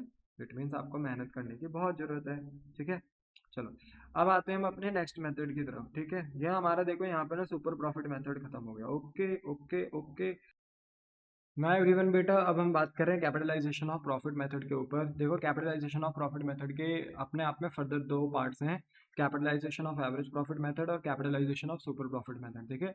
देखो ये एक लौता ऐसा मेथड है कि यहाँ पर मेरे बच्चे हम number of year purchase use नहीं करते। आप चाहे देख लो, एवरेज प्रॉफिट मेथड का जो फॉर्मूला था, goodwill equals to average profit into number of year purchase. आप सुपर प्रॉफिट मेथड को देखो, यहाँ पर भी गुडविल का फॉर्मूला था super profit into number of year purchase. But capitalisation of profit method एक लौता ऐसा मेथड है कि यहाँ पे हम number of year purchase use नहीं करते। तो यहाँ से भी एक एमसीक्यू बन सकता है अगर बनना चाहें तो, कि बताओ नंबर ऑफ ईयर परचेज हम कहाँ यूज़ नहीं करते, that is known as capitalisation of profit method, ठीक है। अब देखो यहाँ पर क्या होता है कि ना, यहाँ पर हम प्रॉफिट को बेस लेते हैं, बट प्रॉफिट से ना हम यहाँ निकालते हैं कैपिटल, और कैपिटल को बेस लेकर ना फिर हम क्या करते हैं मेरे बच्चे, गुडविल निकालते हैं। तो यहाँ पर देखो capitalisation of average profit method में गुडविल का फॉर्मूला होता है capitalise value minus capital employed. Capitalise value को एक तरीके से हम मार्केट कैपिटल भी कह सकते हो, पार्टनरशिप फर्म की, जो जो मार्केट कैपिटल है। और कैपिटल एम्प्लॉयड वो है जो मालिकों ने लगाई। अब मान लो कि आपकी मार्केट में कैपिटल कितनी है, 10 लाख, ठीक है। आपके बिजनेस की अगर वैल्यू लगाई जाए तो आपके बिजनेस की वैल्यू की जो मार्केट कैपिटल है, जो मार्केट में जो आपके बिजनेस का कैपिटल का जो पैसा है वो 10 लाख है, पर एक्चुअली में ओनर्स ने कितना लगा रखा है बिजनेस में, 8 लाख। तो ओनर्स ने बिजनेस में पैसा लगा रखा 8 लाख, पर वही बिजनेस में जो मार्केट वैल्यू बनी है कैपिटल की वो कितनी बनी है, 10 लाख। क्यों ये 2 लाख का डिफरेंस आ रहा है, बिकॉज ऑफ द रेपुटेशन, ठीक है। दिक्कत यह है कि कैपिटल एम्प्लॉयड आप लोगों को निकालने आता है, ठीक है। कैपिटल एम्प्लॉयड आपको निकालने आता है, पर कैपिटलाइज्ड वैल्यू कैसे निकालते हैं, मार्केट कैपिटल कैसे निकालते हैं, ये हमें नहीं आता। तो इसके लिए ना हम ये देखते हैं कि हमारे बिजनेस का प्रॉफिट क्या है। तो हमारे बिजनेस का जो प्रॉफिट है वो होता है एवरेज प्रॉफिट, क्योंकि हमारे पास एक ईयर का तो एक्चुअल प्रॉफिट गिवन नहीं होता, कभी कभी मल्टीपल ईयर्स के प्रॉफिट्स हमें गिवन होते हैं, तो हम उनका ले लेते हैं एवरेज। और हम कहते हैं कि हमारी अगर इंडस्ट्री कहती है कि हम 10% कमा सकते हैं, तो 10% को हम 10/100 बोलते हैं, है ना, कि इतना प्रॉफिट हम कमाते हैं। तो अगर ये एवरेज प्रॉफिट हम 10% के हिसाब से कमा रहे हैं, रेट को हम डिनोमिनेटर में ले आते हैं, उल्टा कर देते हैं, ठीक है।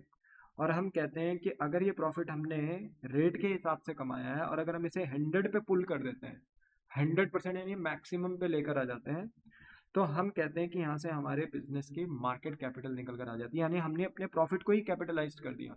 हमने अपने एवरेज प्रॉफिट से ही बिजनेस की क्या निकाल ली, मार्केट कैपिटल निकाल ली, क्योंकि ये जो प्रॉफिट हम कमा रहे होंगे ये भी तो मार्केट से ही कमा रहे होंगे ना, एवरेज प्रॉफिट। इसलिए अगर हम अपने एवरेज प्रॉफिट को ही कैपिटलाइज कर दें, यानी R/100 ना करके 100/R कर दें, हम कहें ये एवरेज प्रॉफिट हमने रेट यानी 10% से कमाया था, पर अगर मैं इसे 100% पे ले जाऊं, 100% पे खींचूं, पुल आउट कर दूं 100% पे, तो कहीं ना कहीं मेरे बिजनेस की क्या निकल कर आ जाएगी, मार्केट कैपिटल निकल कर आ जाएगी, यानी कैपिटलाइज वैल्यू निकल कर आ जाएगी। और अगर मैं मार्केट कैपिटल से माइनस कर दूं अपने बिजनेस में लगी हुई कैपिटल, जो कैपिटल इंप्लॉयड होती है, तो मेरे पास यहाँ गुडविल निकल कर आ जाता है। जबकि capitalisation of super profit method में हम किसका सहारा लेते हैं, सुपर प्रॉफिट का। हम सुपर प्रॉफिट जो सुपर प्रॉफिट देखो खुद किसको रिप्रेजेंट करता है, बिजनेस के परफॉर्मेंस को। आपकी इंडस्ट्री कहती है कि मान लो लेट सपोज आप 10,000 कमा सकते हो, पर आपने कमा के दिखा दिया 12,000, तो आपका सुपर प्रॉफिट कितना हो गया, 2,000। तो अगर आप अपने सुपर प्रॉफिट को ही कैपिटलाइज कर दो ना डायरेक्ट, तो भी आप किस में पहुंच सकते हो, गुडविल में पहुंच सकते हो। क्योंकि यहाँ नंबर ऑफ ईयर परचेज तो है नहीं, तो हम यहाँ नंबर ऑफ ईयर परचेज तो मल्टीप्लाई नहीं कर सकते, इसलिए हम कैपिटलाइज कर देते हैं, 100/R कर देते हैं। ठीक, R/100 नहीं, R/100 रेट लगाना होता है, 100/R का मतलब होता है उसे कैपिटलाइज करना। तो देखो अगर आप कैपिटलाइजेशन ऑफ एवरेज प्रॉफिट से निकालते हो तो गुडविल का फॉर्मूला है capitalise value minus capital employed. Capital employed के फॉर्मूले आपको पता है, या तो total asset minus external liability कर दो, या partners capital profit reserve plus NCL, निकल जाता है कैपिटल एम्प्लॉयड। अच्छा, कैपिटलाइज वैल्यू कैसे निकालेंगे, एवरेज प्रॉफिट इंटू 100/R। और अगर मुझे capitalisation of super profit method से जाना है तो गुडविल का फॉर्मूला क्या होता है, यहाँ पे सुपर प्रॉफिट, हम यहाँ सुपर प्रॉफिट को ही कैपिटलाइज करते हैं डायरेक्ट इंटू 100/R। ठीक है, और सुपर प्रॉफिट का फॉर्मूला वही average profit minus normal profit. और एवरेज प्रॉफिट नहीं दिया है तो वो निकाल सकते हो, नॉर्मल प्रॉफिट नहीं दिया तो वो निकाल सकते हो, सब ये आप सुपर प्रॉफिट मेथड में पढ़कर आ चुके हो। ठीक है, तो बोलो क्लियर हो गई बात, क्यों ना इसका एक क्वेश्चन देखें और बात को खत्म करें। देखो क्वेश्चन नंबर 24 है, कह रहे हैं from the following information calculate the value of goodwill of the firm by applying capitalisation method. दोनों मेथड से आंसर करेंगे, पेपर में किसी एक से ही करना है, पर हम यहाँ पे दोनों से करेंगे। Total capital of the firm कितनी है, 16 lakh. Reasonable rate of return कितना है, 10%, यानी ये नॉर्मल रेट ऑफ रिटर्न है।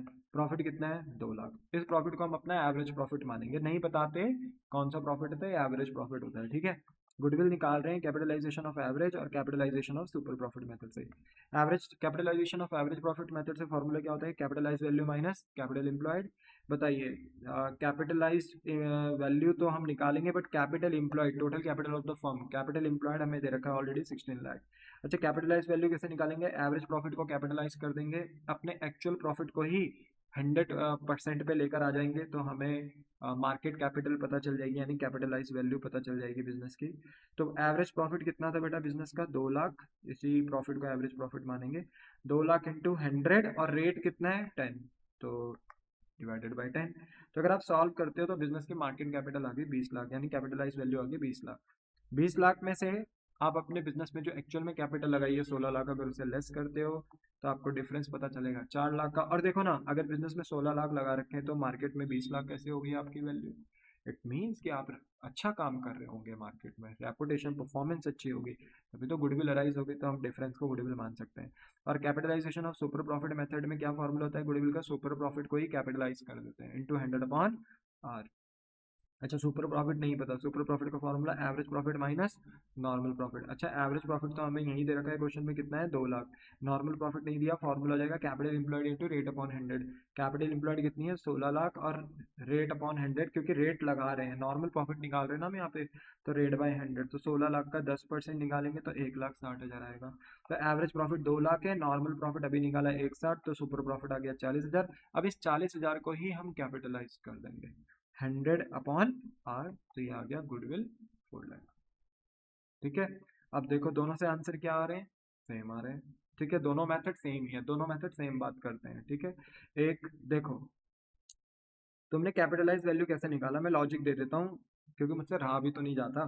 कैपिटलाइज वैल्यू का अगर फॉर्मूला था तो देखो इसका फॉर्मूला क्या था, एवरेज प्रॉफिट इंटू 100/R, यही था ना। ठीक है, 100/R यानी ये था। अच्छा, कैपिटल एम्प्लॉयड, आप मुझे बताइए, आपने नॉर्मल प्रॉफिट का फॉर्मूला देखा है। हाँ सर, नॉर्मल प्रॉफिट का फॉर्मूला क्या था उसका फॉर्मूला आप बताओ क्या था, capital employed into rate upon 100। ठीक है, अच्छा मान लो कि आपको आज चाहिए कैपिटल एम्प्लॉयड, ठीक है, तो कैपिटल एम्प्लॉयड में ऐसे भी तो निकाल सकता हूँ ना, कि ये नॉर्मल प्रॉफिट, मुझे अगर मान लो कैपिटल एम्प्लॉयड चाहिए, तो ये 100 मल्टीप्लाई में चला जाएगा नॉर्मल प्रॉफिट में, और ये जो रेट है ये यहाँ डिवाइड में चला जाएगा। ठीक है, ऐसे भी तो कर सकता हूँ ना मैं।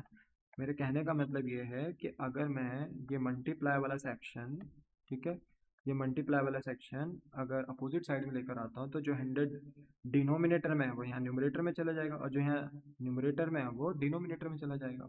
इट मीन्स कि अगर मैं कैपिटल एम्प्लॉयड निकालना चाहूँ तो ऐसे भी तो निकाल सकता हूँ ना, नॉर्मल प्रॉफिट इंटू 100/R। अब देखो इससे ये पता चलता है कि नॉर्मल प्रॉफिट को कैपिटलाइज करते हैं तो कैपिटल एम्प्लॉयड, और एवरेज प्रॉफिट को कैपिटलाइज करते हैं तो कैपिटलाइज वैल्यू। और सुपर प्रॉफिट कहते हैं ना मैं एवरेज प्रॉफिट को कैपिटलाइज करूंगा ना मैं नॉर्मल प्रॉफिट, मैं average profit minus normal profit यानी सुपर प्रॉफिट को अगर हम डायरेक्ट कैपिटलाइज कर दें तो भी हमारी क्या निकल सकती है, गुडविल। इसलिए दोनों से आंसर क्या निकल कर आता है, सेम निकल कर आता है। ठीक है, इसके बाद है क्वेश्चन नंबर 25, ये भी देख लो।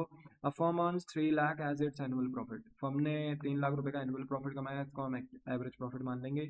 नॉर्मल रेट ऑफ रिटर्न है 12%। एसेट्स और लाइबिलिटी फर्म की है 36 लाख और 12 लाख। तो एसेट्स और लाइबिलिटी दी हैं तो एसेट में से लाइबिलिटी लेस हो जाएंगी, तो आपके पास क्या हो जाएगा, कैपिटल एम्प्लॉयड। कैलकुलेट करो value of goodwill by capitalisation method, दोनों से करेंगे। इन एग्जाम पर्पस आपको किसी एक ही मेथड से करना है, पर अभी हम दोनों से कर रहे हैं। तो capitalisation of average profit method में फॉर्मूला क्या होगा, वही goodwill equals to capitalised value minus capital employed. बताओ कैपिटल एम्प्लॉयड दे रखा है नहीं, पर हम कैपिटल एम्प्लॉयड निकाल सकते हैं। टोटल एसेट पर क्या नहीं लेना, टोटल एसेट में फिक्टिशियस एसेट और परचेज गुडविल। फिक्टिशियस एसेट में बार बार बता रहा हूँ है, इसमें गलतियां नहीं करनी है। फिक्टिशियस एसेट क्या क्या होते हैं, पीएनएल का debit balance, preliminary expense, deferred advertisement expense, अगर ये दिए हैं तो इनको इग्नोर करना है। ठीक है, और परचेज गुडविल जो बैलेंस शीट के अंदर होती है उसको भी ऐसा एसेट कंसिडर नहीं करना है जब गुडविल में हम कैपिटल एम्प्लॉयड निकालते हैं। ठीक है, अच्छा उसमें से माइनस करना है एक्सटर्नल लाइबिलिटी। अच्छा यहाँ पे तो इन्होंने प्लेन दे रखा है ना, बिल्कुल बिल्कुल ही प्लेन दे रखा है। का एसेट कितने हैं 36 लैक्स के, और लाइबिलिटीज कितनी है 12 लाख। तो 36 लैक्स में से 12 लाख जाएगा तो 24 लाख आ गया आपके पास कैपिटल एम्प्लॉयड। तो कैपिटल एम्प्लॉयड में 24 लाख आ जाएगा। अच्छा कैपिटलाइज वैल्यू दी है नहीं, कैपिटलाइज वैल्यू का फॉर्मूला क्या है, एवरेज प्रॉफिट इंटू 100/R। तो एवरेज प्रॉफिट दिया है क्वेश्चन में, हाँ ये दिया तो है 3 लाख का एनुअल प्रॉफिट, इसी को एवरेज मान लेंगे। 3 लाख इंटू 100/R, 100 कैपिटलाइज कर रहे हैं ना तो 100 आएगा ऊपर, रेट आएगा नीचे। रेट कितना है 12, तो 100/R यानी 100/12। सॉल्व करेंगे तो ये 25 लाख आएगा। सॉल्व कर ही सकते हो, कोई दिक्कत तो है नहीं काट पीट के। ठीक है, 25 लाख कैपिटलाइज वैल्यू आ जाएगी। Market capital I 25 lakh, but आपने बिजनेस में लगा रखे हैं कैपिटल एम्प्लॉयड 24 लाख। डिफरेंस कितना आ रहा है 1 लाख, ये हो गई गुडविल। ठीक है, वैसे capitalisation of super profit method, यहाँ पे गुडविल का फॉर्मूला है super profit into 100/R। Super profit कितना है मेरे बच्चे 12 लाख, सॉरी सुपर प्रॉफिट हमें पता नहीं, पर सुपर प्रॉफिट अगर हम निकालेंगे तो average profit minus normal profit. Average profit हमें क्वेश्चन में गिवन है 3 लाख, और नॉर्मल प्रॉफिट गिवन नहीं है। तो कैपिटल एम्प्लॉयड या देखो मैं निकाल चुका था 24 लाख, तो मैंने यहाँ से कॉपी कर लिया कैपिटल एम्प्लॉयड 24 लाख। रेट कितना है वही 12% क्वेश्चन में दे रखा है, तो 24 लाख का 12% निकालते हैं तो 288, तो 2,88,000 हमारा आ गया नॉर्मल प्रॉफिट। तो हमने ये सुपर प्रॉफिट के फॉर्मूले में पुट कर दिया। 3 लाख में से अगर 2,88,000 जाता है तो सुपर प्रॉफिट आया 12,000, और 12,000 को ही अगर हम कैपिटलाइज कर दें तो हमारी निकल कर आती है डायरेक्ट गुडविल। तो 12,000 इंटू 100/R यानी 100/12, तो गुडविल आ गई फर्म की कितनी 1 लाख। तो देखो दोनों से आंसर सेम हो गया।